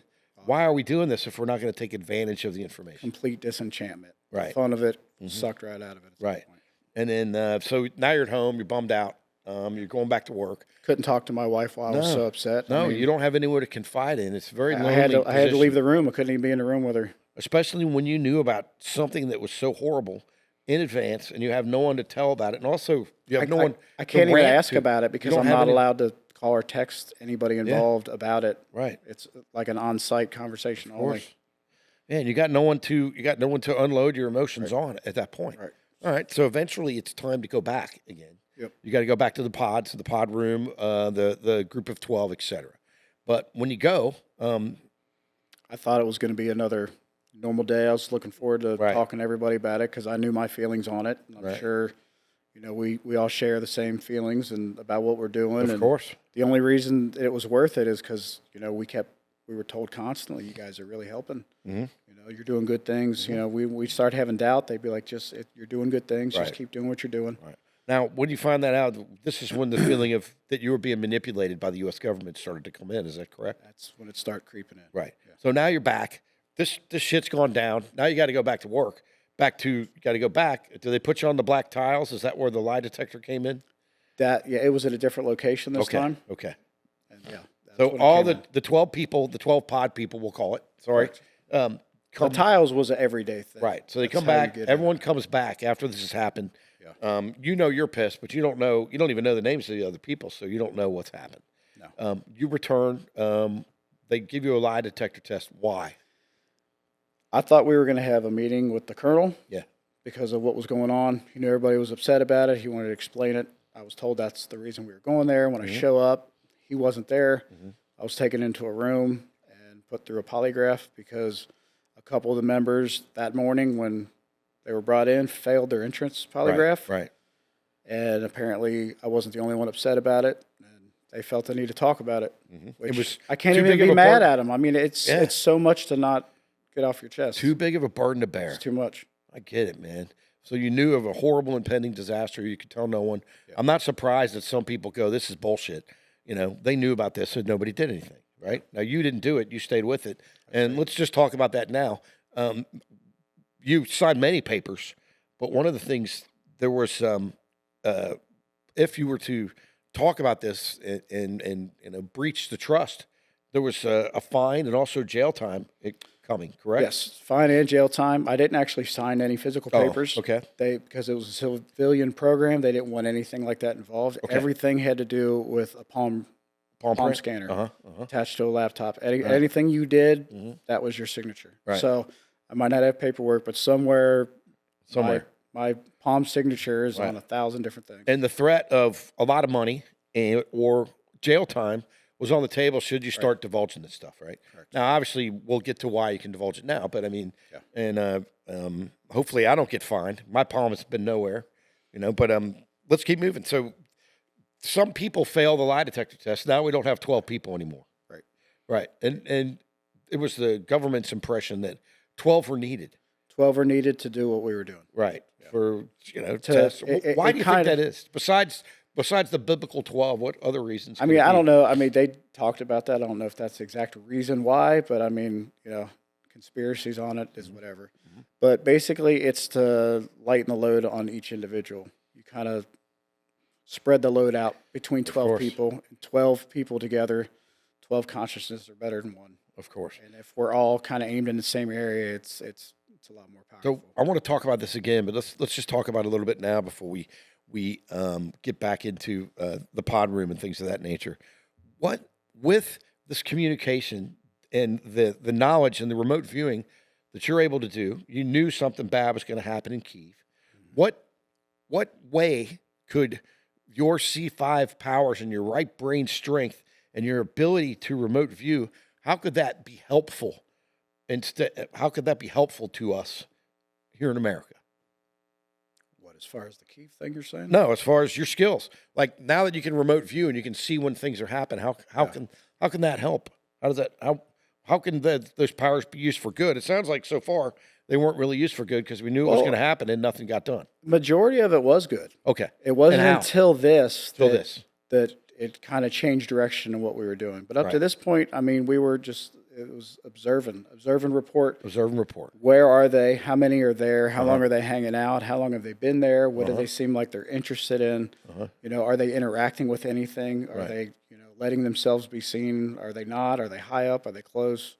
Just basic information. It was like they were building this catalog of how they were, interacting with us and what they were interested in. And when you're doing these remote viewings, do you feel a personal connection, an emotional connection, or is this a detached? No, it's you're looking out a window, or are you sitting with somebody? No, it's how is that? It's kind of weird to say that. It's what, you can say that now after all this? It's an extremely emotional connection. Right. It's pure love. Pure love. Pure love. So that's the only way I can describe it. So first pure you're love. meditating, and then you're connecting with your CE5 powers, and then you feel a connection of love. It's almost, is it more like, here, let me show you this? It's not like all of a sudden you're thrust into some binoculars. It's someone handing you binoculars and going, take a look. No, it's like they have an invitation, like, right. Come with me, I'll show you stuff. And you feel like that our UFO friends want to communicate with us. Oh, they absolutely knew what we were doing. They knew we were trying to see where they were, and it was almost like they were attempting to help us out in any way they could without interfering. Of course. Like, this is what you need to do to fix this, but we can't do it. You have to do it. Right. Kind of feeling. That's the feeling that I got. Right. And so and then for nothing to happen when them things, when Kyiv happened, it was devastating because it was almost like, felt like I was breaking trust. With commercial. They said, "Hey, man, I told you about this. You didn't do anything. You almost felt like you let them down." Yeah, it was a huge guilt. Yeah, I totally understand. I felt dirty even being a part of it. I get it. Yep. All right, and so now there's not 12 people anymore. No, they ended up having 5 people altogether. 5 people together. They put the program on hold for 2 weeks, try to figure out what they wanted to do. Right. They came back, and their new idea was to bring in 5 of their people. Yes. And they were going to fill in, see how far we can go with it. And, you know, we were super close at this point, so that was kind of a jarring thing. Your coworkers. You know, we were very, like, symbiotic together. Sure. On how we worked. What's the mix of the people? Black people, white people? Every shape, color, men, size. women, anything you can think of, people right? from all over. Now, what type of, who was your best friend? Did you have a best friend? I will say there was no, like, alpha, you know, chest beater type energy anywhere with anybody there. Except like back in the control booth. Correct. Right. Correct. You got to be an emotional person. You got to be able to connect. Did you have a best friend? Yeah. I had 2 people I was very, very close with. Guy, girl, what can you tell us? 2 guys. I Two can guys. tell you it's 2 guys. How old? I don't really want to get into that. Okay. They were the 2 that I went through the experience at Monroe with. Right. Okay. And to be kind of isolated in this situation, not be able to talk to anybody about how this goes, to have those people that went from there to there with me, there was some kind of history there, and there was some kind of connection, and we would help each other out with, you know, protocols and, you know, give each other advice on what to do. And those were 2 of the 5 that talked about it and were removed from the program. So I was kind of on Lonely Island after that. I mean, I got along with everybody else that was It's not the original. It wasn't the same. Right. You connect with some people more All than right. others. So now they got 12 people again, but The new 5. the new 5. Yeah. And we're back in Washington, but now the way I understand it, now you're like, oh God, you know, this. You're starting to feel dirty. You don't really like the direction everything's I mean, going. I tried to move forward from it, thinking it was just a kind of a one-off thing. Right. You know, because the reasons they told me they allowed it to happen didn't, you know, exactly sit too well with me. So I wanted to move on, get back to the research we were doing, get back to getting some answers on, you know, why they're interested. Is the remote viewing, could it be it's in advance, right? So why couldn't we remote view where some forest fires are getting ready to start? Something like that. You know? Can. Yeah. You definitely can. Yeah. Absolutely. Instead of all this warmongering, I know me and you talked about this before we got to this podcast, but instead of doing all this military shit, why can't we do something else? When's a tsunami coming? Things of that nature. There's a tornado coming right here. If it isn't working in their favor, they don't want nothing to do with it, and they will not fund it. Of course, the government was using. They're not getting anything out of it. They're not hands off. Government's using your program and your mind, and also your sanity and your well-being in order to gain learn about military stuff, right? Correct. And I don't, you know, look. I tip my hat to anybody in the military. I have no problem with anybody in the military. You're all heroes. That's anybody right. listening, you're That's heroes. Right. Heroes. It was never my ambition to be part of the military. Right. I mean, I was okay being around it. It didn't bug me. I thought it was cool as hell, you know, seeing what these people do on a daily basis. But I was there for the extraterrestrial part of it. Got it. I wanted to learn as much as I could, so did everybody else around me. I got it. Everybody in the group. Right. And all of a sudden, it started not being about that at all. It started being about the military. Sorry, but with the 5 new people they brought your in. aim was true, man. And you were just looking to, like a child, like a kid in a candy store. You've always been curious about it, and you were actually making connection with aliens, which you still do, which we can talk about in a little bit. But I mean, you still do it, right? But you were looking to make a connection there. Right. I wanted to learn as much as I could. Right. I mean, I've pretty much fell into this. Right. You know, where else am I going to learn anything about this as well as I will right here, right now? Was my feeling every day. I want to know, man. Too. You know. All right. So you know the when you got the new people, you got 12 people. The focus is on Russian things. Russia and Ukraine is the only thing they had us look up. Right. And then the changing when we have different people. The pod in general started having trouble with the remote viewing. So Well, the new viewers were military people. Right. You know, and not that that's a problem. I didn't care about it, but you could tell they had an agenda. Right. They were there to, you know, observe and report on what we were doing as well as what the program was about. Yep. They were there to get results. We try to make small talk about, you know, the extraterrestrial. They were just looking to do their thing to move on to the next promotion kind of thing. And so, it wasn't vibing very well with the rest of us. I get it. And also the fact that there wasn't cohesion started to affect the performance of the new 12 in the pod. And you guys weren't getting the remote viewings and the readings. I'll call it readings. Sorry. Well, we were all having problems. Everyone was struggling. Me specifically, it was after the Kyiv thing, I developed, it felt like a heart murmur. I didn't know what it was at the time. I kind of tried to ignore it. You called in your book a fish flopping in your chest. The only way I could describe it, that was actually my mom when I described the heart murmur to my mom, she was like, "Does it feel like a fish flopping in your chest?" And, So there's no better description of what I was feeling. That's exactly what it felt like. So that's what I put in the book. Of course, your book's called Intermundane. That's right, by AJ Snyder. It's not out yet, but it will be. So you had a fish flopping in your chest. Right. You weren't able to get there anymore, man. You know. No, I wasn't able to get as deep into the meditation as I could after that because part of my personal protocol, is once I get into that nice, relaxed state of mind, I use my own heartbeat. It's kind of like the initial vibration to start this. See, Zeke? And if that thing starts flopping around, you're immediately out of it. That's You're back to square one, and you got to go back down and try again. And I was getting things wrong. I wasn't able to get into the meditation. Even with the pods, I was just super distracted. Lost your mojo, man. And And it was depressing. It was because depressing. of the emotions, you got to be relaxed. All right, so it was depressing. So after that, after you guys did that, the pod, you came back home.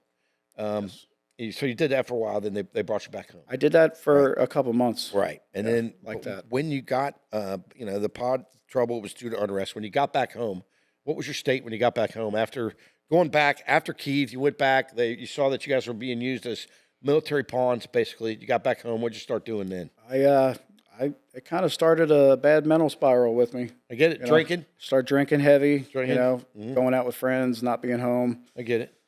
Butting heads with my wife. She came to me. My dad came to me. Yeah, you're drinking too much. Partying too much. Yeah, I'm not a drinker at all. To this day, I don't drink. But for some reason, I was taking it to like a fish to water. You had high anxiety, man. And you can't when all you're thinking about is the one thing you can't talk about with anybody. Right. It's terrible. And it's also, especially people come to you and go, "What's wrong?" And in your mind, you're thinking, "I wish I could tell you what's wrong, I could, but I can't." Right. And then the environment where I was, nobody was saying, "Hey, how you doing today?" I mean, it just didn't work that way. We were there to do a job and go home, and nobody cared. And eventually, that anxiety and all those the personal spiral led you to contact Bill again. Is that correct? You reached out to? Did you reach out to your local handlers sometime during that time? Because you were going to work, you're seeing them at work. Yeah, it was still happening, and like I said, my wife came to me, what's going on? My dad came to me, what's going on? I couldn't talk about it. They were kind of subtle about it, but the people in the program were not subtle at all. Right. I showed up for what I thought was a flight day. Yeah. And I was sat down and told it was very obvious that I was having some issues going on. Of course. And they have something in the program called burnout. When you experience burnout. Ah, of course. Your frontal lobe can only take so much, while you're in it. And if you're not producing results, they don't want you in there, because you actually affect the group when you're not pulling your own weight. It kind of brings the group down. So they put me on the burnout list. Yeah. Told me, you're not done forever, but you definitely got to take a couple months off. Yeah. You can stay here. You can keep working here until that time comes. You're staying at the body shop. Stay at the body shop. Or you can kind of step away from it, and we'll be in contact with you. Hopefully, you start feeling a little better, doing a little better. Right. They felt like you needed a break. Correct. Mm-hmm. So that's what I did. I ended up leaving the shop. And within, I'd say, 2 months, I was so significantly better mentally that I was away from it. I needed to step away from it. I totally understand. Too much. We almost have the ability to see the future. In a way, you do. Yeah, but the ability to see the future is a lot. That's a lot on one person. It's a heavy mental toll to have something that you're so interested in and so excited about become something you want nothing to do with. Right. It's a weird thing. I want to see another video. Weird thing. So you get home, you're chilling out, man. You're done with all this, but you still have your meditation practice. Yep. You still have your CE5. You still know how to do all this stuff. Just because you come home, just because you're not in the NFL, doesn't mean you still can't throw a touchdown pass, man. I start missing that adrenaline. Yeah, I start missing it. You want to do it. I could never do the CE5 remote viewing as well as I could in the group and the pods. Right. And that really kind of pissed me off because you get so used to having this level, and then you're out on your own, and I was getting them to show up here and there, but nothing like. I get it, man. When we were together. But eventually, you put your mind to it. You're increasing your communication with the extraterrestrials. And Zeke, let's play another video, and then you come outside, and then here's what we see. Take a look at that. Tell me about what that felt like. That was getting out of my car one day when I showed up at work, and that thing was just sitting there. It's hovering. Just hovering. Right. And you'll actually see at the end of the video, they don't like being filmed. In a second, right there. Pixelation. It starts pixelating the video. Right. Look at that. But now... That's part of the video. I didn't want to show my workplace, so I didn't show the beginning. But what else could that be? If you're out there watching, what else could that be? You know, I welcome you to look at it. Yeah, this will be on YouTube. So just in the comments, you let me know what you see. But how does it feel when you're sitting there videotaping that? I mean, are you At this is point, business I mean, as usual for you? it was cool to have one close up because you might see them pretty often, but when they're close up, that usually means something. They're trying to get hold of you for something or let you know something's going on. What kind of message, when you got out of your car and you saw that, what kind of message do you feel like you were meant to receive when you were standing there with that? What was on your mind? Or what, maybe in hindsight, what were you supposed to, what's the message? I think they wanted me to continue what I was doing. They want to still be friends. Yeah, absolutely. And it was a good feeling because, you know, there was, like I said, there was guilt attached. You know, I thought maybe I would lose it because of it. You know, you're not supposed to use it for any kind of malintent or anything like that. So, and so do you feel when we see that, is that still up there, Zeke? Can you put that back up? When you see that, do you feel like it's like a hug? Like it's like seeing a friend. Yeah. Seeing a best friend. That feeling like you get when you run into a good friend at a grocery store that you didn't know was there. Yeah, man. That's the same kind of feeling. So you see that and you're like, oh, wow. And what do you feel like doing? Like, if that thing landed, what would you do next? The funniest part of this is, this shows you how much I talk about this. You know, my wife always knew I did CE5s. She always knew that. That was never secret. And it's all I talked about. It was my way of getting it out. Close Encounter 5. Right. So I send her that video, and I say, how am I supposed to have a normal day after seeing something like this? Right. You know, and let me see that again, Zeke. Yeah. So I even put in the book, it was almost aggravating how non-impressed at this point she was by this stuff. But that video, what could that possibly be? I mean, you know, it's. Now I want to ask you this while we, you know, about extraterrestrials. I'm going to start asking you some stuff, and we're going to segue. We're going to take a short break after this, but I want to ask you some stuff. Why, if it's a mind meld, if it's an emotional thing, where not emotional, but if we're communicating on a level that I don't think maybe I could learn how to do it, but probably not on a level anybody can do it. But why? Anybody. And we talked about this, but I want everyone out here to understand. Why do you think that these are physical pieces of equipment that we can see? Why? Why is it a flying saucer? Why are we able to see it? You think they're seeing, doing that for our benefit? 100%. They're seeing what they want to be seen. If they don't want to be seen, you're never going to know they're there. Right. I always thought they're trying to make contact just as much as we're trying to make contact. They just have to do it in a certain way. And what do you think they want from us? To teach us? They want us to grow up. Learn. Grow up. Right. Grow up. Be nicer to each other. That's all they're concerned about. They look at us like we're their children, and they take care of us. Right. So do you feel that we're in a petri dish? And that's a whole different rabbit hole. Well, give me a short yes or no. Are we in a big terrarium? I feel like they had something to do with why we're here. Right. Yeah. The way they care and the way they're interested, it's like they're observing something that they had something to do with. Right. So they're just watching and see what's happening. Yeah. I think the same people back in biblical times were seeing the same thing, and they just didn't know what to call it. Right. We're experiencing the same thing now. We're just calling it something different. Okay. Yep. Okay. So the book is Intermundane. It's a fantastic book. It's going to be coming out on Amazon soon. We're here with AJ. We're going to take a short break. We're going to come back. We're going to talk about the Creed concert and some of the other things that have happened to you in your amazing life. This is one of the greatest stories ever. So if you're out there listening, stick around. We'll be back more with AJ Snyder and his book, Intermundane. Stick around. We have one more segment for you. Hello, it's Jim Miller from the Dangerous Jim Show podcast, and also it's a visual experience as well, as you can see now. A lot of you, you may know, it may seem like when you're watching this that I'm a professional podcaster, but I'm not really. I'm actually a professional musician. Now, some of you out there that have seen my live show may think I'm doing better at podcasting than singing. But either way, you should know about this, our new record from Dangerous Jim and the Slims. It's called Calamity and Serenity Volume 1. This is the vinyl edition. It's on blue vinyl. It has a front and a back, oddly enough. Front and a back, and if you pull it out, there's blue vinyl on the inside. There's lyrics. There's all kinds of stuff. We made it just like when I was a little kid, and I used to go to Everybody's Records in 1978 to buy albums. I would buy the album. I would pull it out. I would look at the lyrics and sing along with the songs. You can do that with this new record, Dangerous Jim and the Slims, Calamity and Serenity, Volume 1. It's available in all your favorite record stores. It features the single Cincinnati Rocks. There's 5 songs on it. If you zoom in, you can see that. You can go, watch. This is how good we are with audio visuals. I'm going to point down, and when I point down, it's going to tell you their website. Watch this. DangerousJimandtheSlims.com. Pick up your copy today.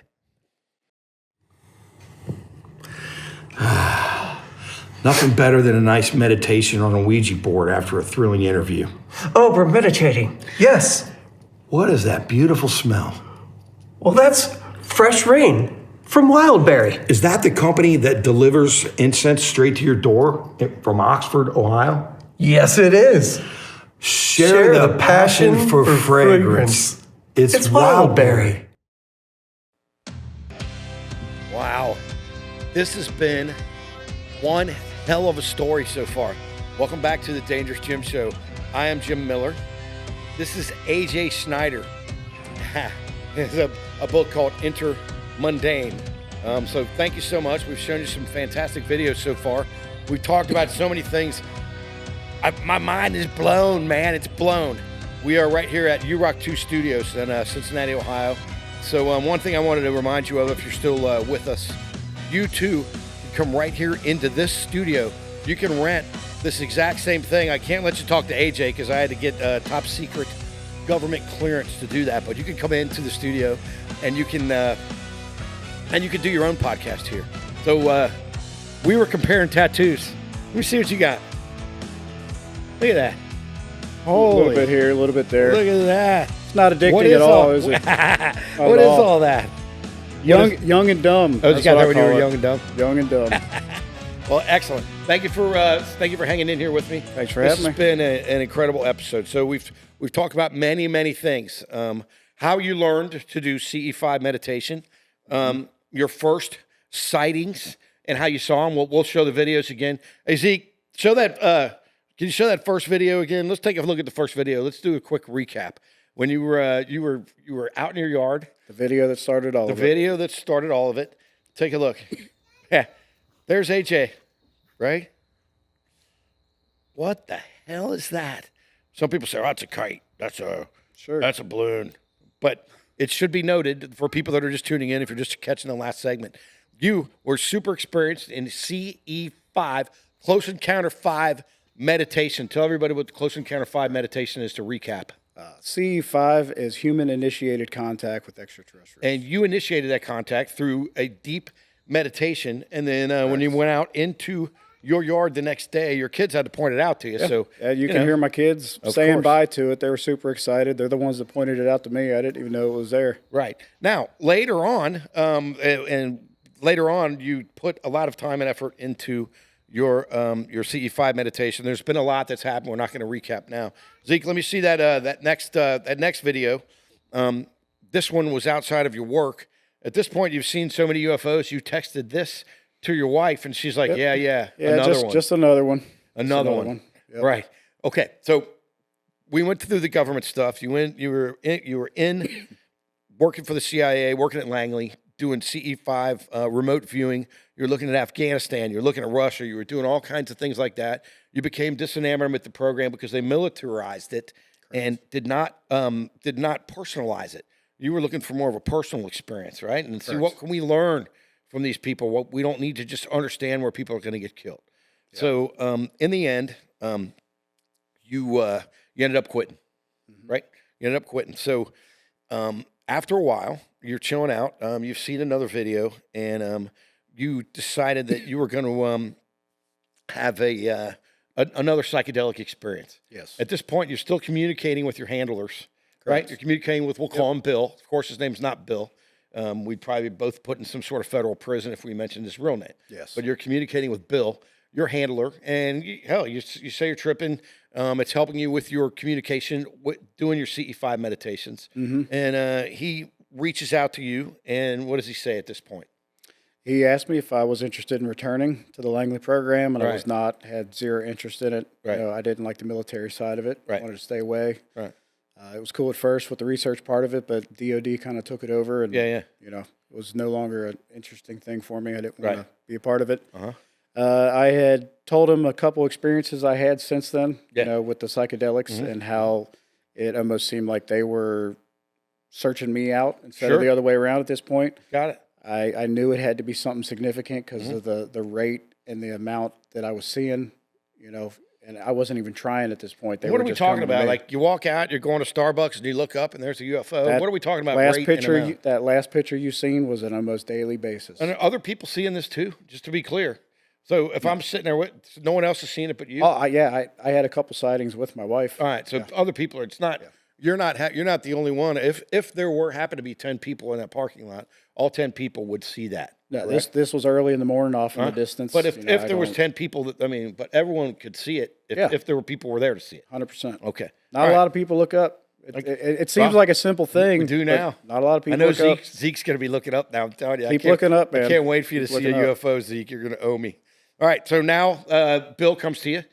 Now they're gonna put you in the psychedelic program, right? It's a psychedelic program. Right. Well, it's not exactly a psychedelic program, but it's branched off what they used to do late 60s, early 70s What with did they do? psychedelics. What did they do with psychedelics? They realized psychedelics was a key factor in opening your consciousness to that next level that you can't get to naturally. Right. Yeah, and you're getting there, man. I don't think it matters how you get there as long as you get there, right? That's probably one of the main reasons, you know, it was outlawed as hard as it was. I'm pretty confident they knew people were starting to tap in. They didn't want no part of it. They didn't want the people to have the power, man. The man has to have the power. Right. All right. So now Bill contacts you. You're going to go back to the government. You're going to be in the what are we going to call this program? I only went back because I was told it had nothing to do with the Department of Defense. Right. This was strictly a scientific research program that was supposed to end at Wright-Patterson Air Force Base. Yep. Was the intentional ending of this program. Was supposed to be there permanently at the end of what we were doing. Right. I don't live far, obviously, from Wright-Pat. I could have made the move, you know, and still been around the family. You know, I could have been legit at that point. Yep. Disclosed it to my wife, my parents, and that's what I kept being told was the end result of what we were doing. So I was on board. All right. So again, now you're flying on the plane. You're going back to where? I am working at CIA at this point. That's where they are doing it. Is this Langley? No, this is not, I mean, it's in Langley, but it's not. All right. Langley. So now you're back on the government plane. Now, if I'm not mistaken, in your book, they shoot you up with some dope on the plane. Part of the program, they realized the psychedelics brought you that next level. They knew brought me there many times. They knew at that point the only way to get there was the psychedelics, but they obviously couldn't have a permanent program where they were giving psychedelics to people. That's right. So we signed up for injections of psilocybin and DMT. Now, tell me what your definition of DMT is. Ego something, right? Ego death. Ego the death. Purest form of ego death that I've ever experienced. Okay, so DMT, they shoot it into you, then what happens? How do you feel? Intravenously, yeah. Yeah, and how do you feel once that DMT hits? How long does it take to hit you? I wish I had the words to describe the DMT. But your ego's gone. Now your ego's gone. Have you lost happens your ego pretty forever? quick. I definitely haven't been the same since. And then, when you're doing a DMT trip, your eyes are open. You're just sitting there, but you're not seeing. If you were tripping right now, you wouldn't be seeing this. You'd be seeing something else. Is that correct? No, shapes, colors, beings. You see people standing in the room that you didn't know was there. Oh, wow. It's kind of hard to disconcern. You know, am I just seeing shit? Yeah. Am I really seeing something? You know, but one time at my house, I snorted too much cocaine, and I thought I heard a dog barking. I looked out in the yard, but my dogs were in the house. I thought there was a dog out in the yard. cocaine's a hell of a drug. Auditory hallucination. Yep. All right, so now you're hired and shit down in Virginia. Right, but I mean there was a purpose to it. What was the purpose? Like I said, they wanted to get to that same level without the drugs. Right. So what they did is, we volunteered to one session with psilocybin. Yeah. 30 days later, I had a session with DMT, and I was to get into the pods to do what I usually do, the remote viewing at CE5. Okay. But they had, full headgear on during these experiences, and they were measuring the brain waves and what part of the brain was activating while you were doing it, while you were at this next level. Right. And they were able to take that information and recreate it with the binaural beats in the pods, so that you could achieve the same level without the drugs. Yeah. But what about they're shooting with DMT in the morning? Are you going home at night? How's that working out? They had something they gave us to bring us back down. Bring it back down. We were told you'll be right as rain by the time you get home. That wasn't exactly the case. Right. You know, I kind of felt like shit for a couple of days, honestly. I'm not a big fan of the psychedelics. I don't recommend them. Really? You know. Well, you know what brought me down when I was taking a lot of drugs? It was a different type of flashing lights Yeah, from the that'll- police. That that'll brought me do it. down quick. That'll do it. All right, so now you're in the government.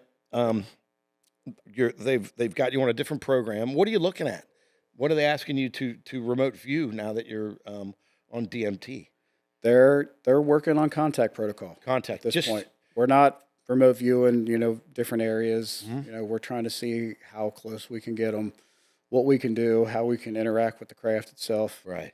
You know, you can get a sense for the craft itself. Right. And were you able to do that? Yes. And what is that like?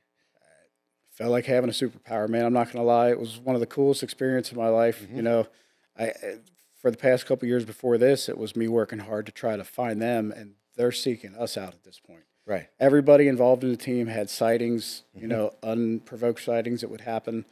You'd be in the house, you could feel presence around you, you could feel them trying to get hold of you. And basically, we were curiosity magnets at this point. Right. They were very curious how we were getting to this state, you know, that they pretty much stay at all the time. Right. Interesting. So you were having communication, and it was some sort of like love type, a love feeling, Pure love. pure love. And is there a sharing of information that you can recall, or is it just a connection like holding hands, or what is it? The only communication I would say was they were showing us certain places and, you know, conveying certain feelings. It wasn't like having a conversation, you know, word for word conversation. get it. The way they communicate is much deeper. It's a feeling.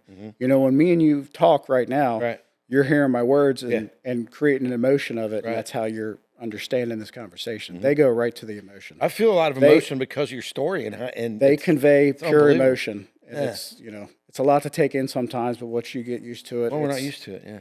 no, it's a love that we don't. I know I keep saying love, but there's no other word for it. All right. That's what it feels like. Well, what you never hear of, and there's been UFOs and sightings since, you probably tell me, since the caveman days. Oh, they But used to you've draw never- on walls about it. You never hear of violence. If they can fly down, they can probably laser us, right? There's this narrative that they're a big threat and we have to be ready because we can't control them. And I've never experienced that feeling. What do you think would happen if an alien got out of a spaceship and walked up to us right now? First thing to do is put him in a cage, right? Not going to let him sit on a couch, right? Or what do you think would happen? Make a spectacle about Make a it. spectacle of him. If they ever catch a Bigfoot, the first thing they'll do Somebody's is come cage him. up with a reason to hate it for some reason. That seems like what we do. Yeah, well, you know, I've always thought human we're the locusts on the earth. Human beings, especially the white man, we're the assholes of the earth. You know, I mean, and so maybe they're trying to share a little bit of their love. Yep. Okay, so you're down there, you're doing that. You come back home. Yeah. You're going back and forth. At some point, again, you decide that you don't want to be a part of the program again, and this is because of harassment of some type. So share that for me. Towards the end of the program, when it was supposed to be moved to Right Pat, one of the last weeks of it, we found out that the Department of Defense was taking it back over. Right. They seen our results. They seen what we were doing. They were very, very impressed with it. Same colonel kind of showed up, took it back over for the original program. They wanted me to go back to the original program. I didn't want nothing to do with it. Right. You didn't want to go back to doing the military type I stuff. didn't want nothing to do with it. And secondarily, I think that part of that for you, with the you being the horse and the carrot being in front of you, now you can get a good gig in Dayton. You know, you're working as a contractor. I'm sure And that's what we you're were looking for a job, man. We were right? constantly told, you know, the end result of this, you can debrief your family, you know, you can have a career in this. That's what they kept telling us. And then in the end, it that didn't was happen. that carrot. Yeah, In the end, it didn't happen. didn't happen. Okay, and so talk about so now you're starting to get some harassing type texts, and you're starting to ignore your handler. Because I said I didn't want to be a part of it. You said you didn't I mean, want to be they a had part of it. originally told me, since this was a civilian program, Right. it was if it ever got too much, you can walk away. Right. And then all of a sudden, now I'm being harassed. My family's being harassed. Listen to this story, Zeke. So you decide to go. You're going to the hardware store. You're going to do some stuff with your old lady. Yeah. You're and you leave your phone at home. Listen to this, Zeke. Go ahead. Just had a conversation, you know, with the person harassing. Right. I text them. I didn't want my phone around me at all because it was you a wanted- tracking device at this point. Okay. I was so fucking aggravated by it. I wanted to be away from it. Right. I was supposed to go out with my wife, do some running around. Yep. I left my phone at home on Left your purpose. phone at home. Like, I'm just going to tell my wife I left it by accident. I don't even want to be around it. Right. We're about half hour, 45 minutes out from what we're doing. She gets a text message. She goes, "Why did you text me?" Uh huh. What What the fuck are you talking about? Text you. I don't have my phone. And Yeah. I did the fake, oh, yeah, I must have left it, Ooh. I'm driving. She holds the phone up. It says, message from AJ. Yeah. What the fuck is that? Right. Open it. Right. She opens it. She gets dead silent. Okay. What the fuck's going on? She was like, what is this? She shows it to me. I kind of look over. About ran the car off the road when I seen the text. Okay. Well, what did it say? I can't wait for this part. We had a saying in the program that it was kind of like a mantra for all of us. Yes. It's from the famous author C.K. Lewis. C.K. Lewis, of course. It's 3 lines. 3 lines. It said, you have no soul.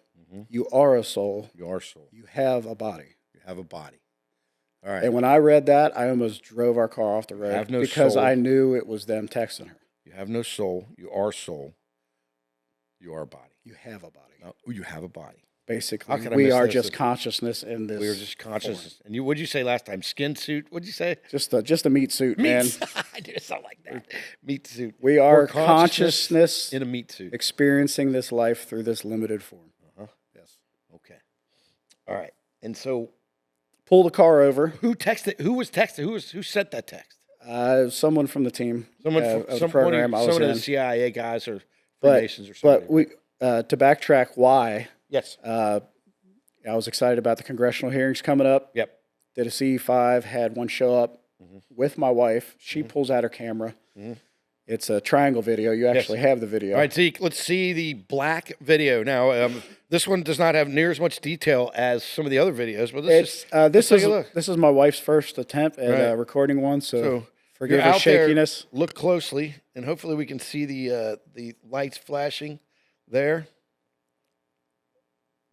Oh, that's bad. Yeah, you All can right. see it on there. Well, it's too dark. So Zeke, let's get away from that. But the bottom line, I looked at it closely on my phone, and what that shows is It's a triangle. a triangle light, black triangle that moving- went- it almost looks like a bug moving, but it's way up in the Right. sky, and it's very large. We're out smoking a cigarette. Right. She's like, "Holy shit, what is that?" I look up. Here it comes right across it. She pulls her camera out. I'm giddy as a schoolgirl. Yeah, of course. I got somebody else with me finally seeing it. Not All right, only that, of course. she's the one recording it, so Yeah. it's not like, "Oh, you just made that up. You're Right. altering your videos." So that's her best recording work. We just saw that. I have an idea between the two of you. Maybe you should take the videos. Her heart was in a good I place. know, She it was still- excited it to still see is. it. But after that happened, she sent it to me. I sent it to my dad. We're Yeah. all excited about it. Come to find out, they were monitoring her phone. Oh no! They took that as, I've already divulged this to her. Right. We've already talked about it. They were convinced she knew about it. I was already denying. I was already not wanting to come back. They thought if they got a hold of her, they can convince her to tell me to come back. Right. And if you're just tuning in out there, this is years of secrecy from your family. Langley, all over the place. You're out partying, taking DMT, and coming back home. Now I'm just teasing about that part, but you're out there. Not exactly a party. Yeah, I know. But you're doing all these things, and the person that you're closest to, the people that you're closest to, your wife and your dad, know nothing of this, and you've never told them. And this is over a span of years, correct? Correct. Right. So now you're not going to go back. I have no interest in returning. Okay. I like being able to just kind of do it on my own, with no agenda. So let's talk about that because you did have an agenda. Now, this is good. If you're listening, this is heavy. So you decided that you were going to do your best using your CE5 and your right brain power to bring a UFO to the Creed concert. Go ahead and make at fun of me. I Riverbend. know Creed. Everybody hates Riverbend. Creed. I At get it. Riverbend. I love Creed. Yep. Zeke, give me something. Now, I want you to see this. Watch this. We're going to talk about this for a second. Now, this is actually higher at Riverbend. Yes, sir. All right. That's it right there. Okay, so take a look. I don't know if that's in my headphones or not. So If this only is, they move that camera okay, slightly Zeke, up. Zeke, can you stop that for a second?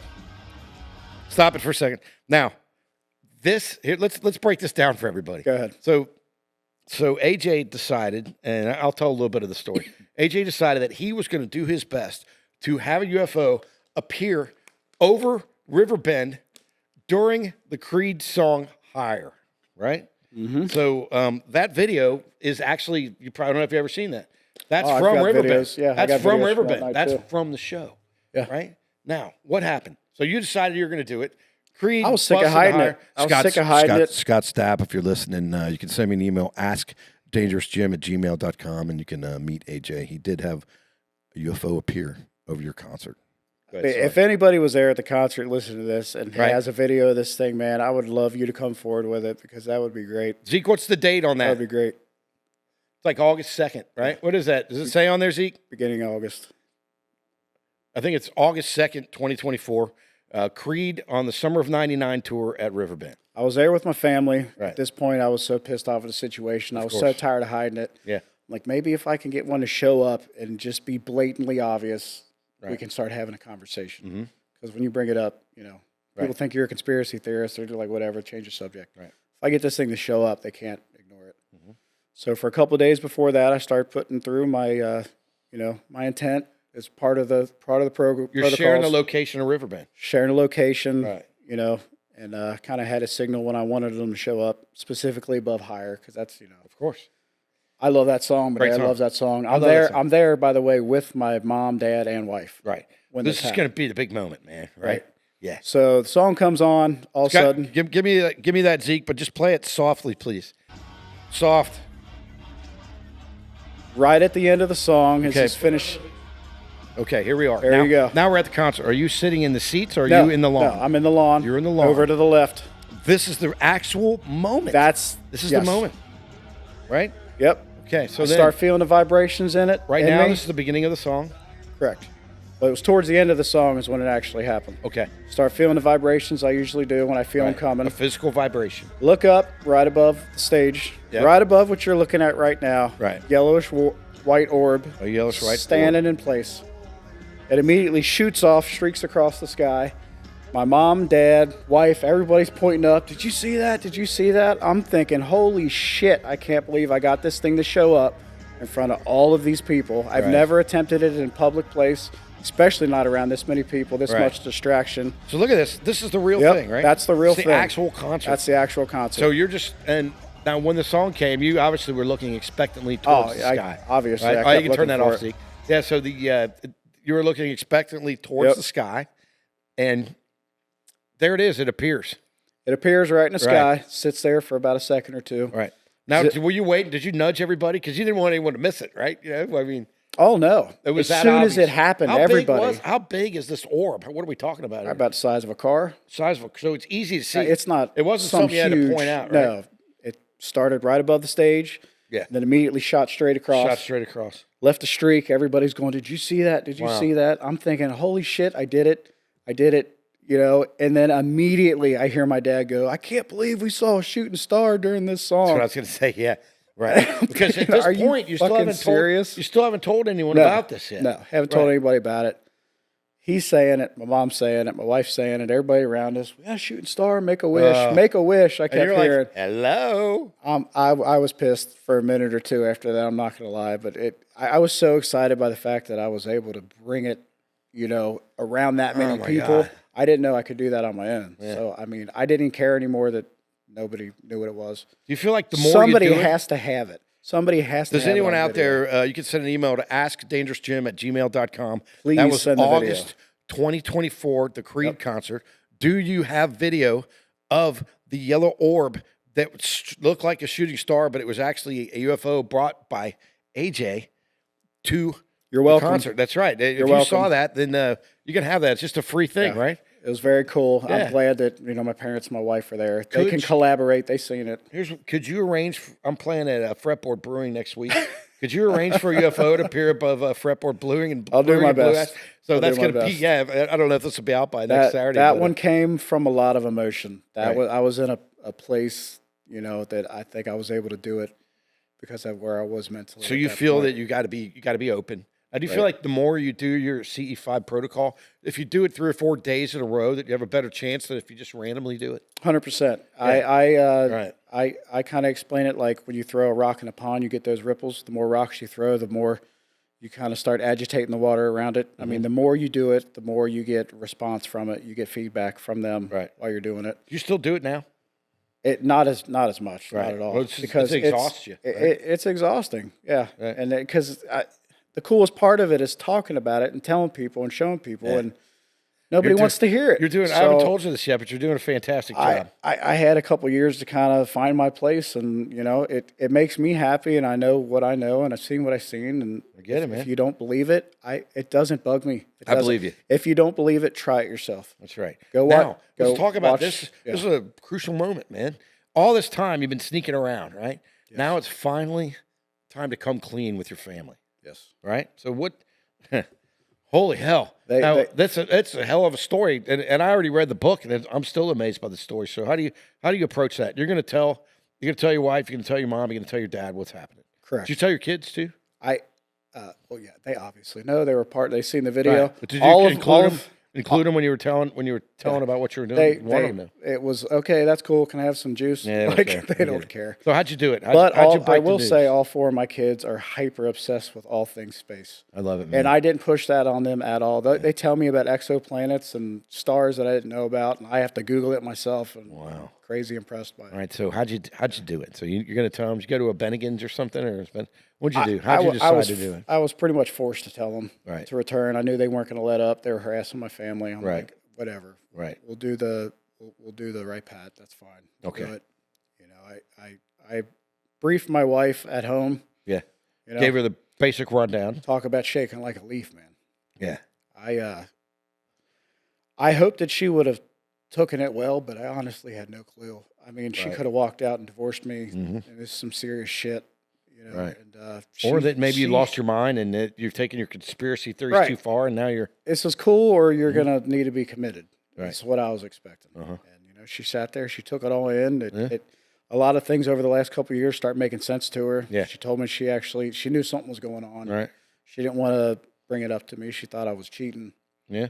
You know, I felt so bad when she said that. Of course. You know, she's my best friend. I get it, man. You wouldn't cheat. Holding this from her was the hardest part of this entire thing. So she accepted it. I mean, she knew what I could do. You told her at home. Sat her down on the couch and broke it down for her. She's seen what I could do. She was part of it. She's seen me do it. You know, so What about your mom and dad? That was the different story. Well, let's hear it. Me and my wife are very close and watch a lot of same documentaries. We got the same interests. She's just as into this as I am, which made it twice as hard not to say anything because she would have thought it was cool. Yeah, man, of course. You know, my parents, on the other hand, you know, they would hear stories here and there from me, and yeah, that's cool, but you know, they didn't really have any interest in it. Of course. So explaining it to them was a little different. Yeah. And it was at a restaurant when I debriefed them, and they watched as I did a protocol on their phone. Now, how do you do that protocol? Tell me about that. I can't get into details about how that works, but it basically turned all phones within a 40-foot area into airplane mode. Right. So I did this, and we kind of looked around. You could see people looking at their phone, so I knew we were good to go. You should have done that when you're getting ready to pay your check, and they wouldn't be able to figure out how much you owe. You could have no shit. Okay, so everyone's phones are off. Everyone's phones in off. In a 40-square-foot and then area. I had to basically have them, you know, swear an oath on while being recorded with the guy we called Nick on the other line of the phone. Right. And then after that, I was able to debrief him on what was going on over the last couple of years. And you told him what was happening. How long ago was that? Happening. Must have been within the last few months. This was in November. It was after the Creed concert. This was in November, so this is still very fresh. Okay. So now you've had all these experiences. You've been thinking about it. What made you decide to write a book? I had no intentions of writing a book. It's cathartic, right? I mean, you just if you knew me on a personal level, you would laugh if I told you I wrote a book. I bet I read 1 or 2 books my whole life. Like, you know, just out of entertainment. Right. I never wrote, even in school, I hated doing it. You know, I had to be forced to write essays and stuff like that. Right. The reason I wrote a book is because I had no way else to get this out. I didn't know what to do. I tried to post videos and stuff on social media. It didn't go nowhere. I don't have any contacts. I mean, I didn't even know you had a podcast thing until after this thing was You didn't done. know that I had one of the largest viewed podcasts in America. Best podcast in the world. Damn right. Only the best on the Dangerous Jim Show. Yep. Okay. I wanted to get it out. Pen to paper, man. I mean, I think it's great writing. It's called Intermundane. Yes. Right? Yep. So AJ Snyder. It's going to be out on Amazon. But what'd you do to write it? Tell me. Did you start writing it on a piece of paper first, or did you start? Didn't you tell me you typed it on your phone? Isn't that what you said? It started out, I didn't take it serious at all because I'm like, there's no way I'm going to write a book, you know. And I started thinking about how I was going to do it. Put that cover up again, would you? Go ahead. Start thinking about how I was going to do it. So I would pull up the notes on your phone. Right. On everybody's phone, they got the notepad. I would write a couple things here and there, and it almost start feeling like it was a diary. Like I was just kind of telling the story just in case one day I wanted to tell my kids. I wanted to recall it while I can. Of course. It had already been almost a year since I was out of it at this point. Right. So I start writing it down, and then something happened. I couldn't sleep. I was almost like in a depression. I couldn't get it out fast enough. I had to get it out. I get it, man. It was just me Or and secrets, man. It was me and two thumbs on my notepad for what? What's a notepad? You mean your phone? the notepad on my phone. Just me. That's a notepad. Okay. Yeah, two thumbs for about 8 weeks. And let me see that cover, Zeke. If you look look, that is on the right side is the front. If you're looking where it says Intermundane, obviously that's the front of the book, and that's the UFO that you saw. That's the one we saw the video of. On the back, that looks like you and your dog's back there, right? Yeah. I put my dog on there. He recently passed. I had him for a long time. He was 13 years old, German Shepherd. And the reason I put him on there is because as funny as it sounds, he was the only one I would talk to about it. He was the only one that I would spend time with and be able to say it out loud. Yeah. Because there's something cathartic about just saying the words out loud. It's almost like a release. And he was my buddy, man. Right. As funny as it was, he was the only one that knew what was going on. Yeah. You know, I love that. So that's why I put him on there. The book is Intermundane. Yep. I know you're still in the final stages of completing the actual book, right? It is complete. It is currently in the copyright office. Okay. And it's how long does that take? It's held up there for some reason. For some reason. know, the government's holding it up. Yeah. I didn't go through DOPS or nothing because I was never actually military, so that was not needed. So I just had to go through the copyright office. All right, man. So the book's out. The story, what a great story, right, people? Unbelievable story. Now, what should we know? What's the parting thing? What should we know? That what should I know that you know? How is it you do the voodoo that you do? Now, what should I know that you know that I don't know about UFOs? And what should I know? We talked about love. What else should we know? Yes, they're not here to harm. They're not here to real. harm. First and foremost, they are real. At this point, to deny it's real.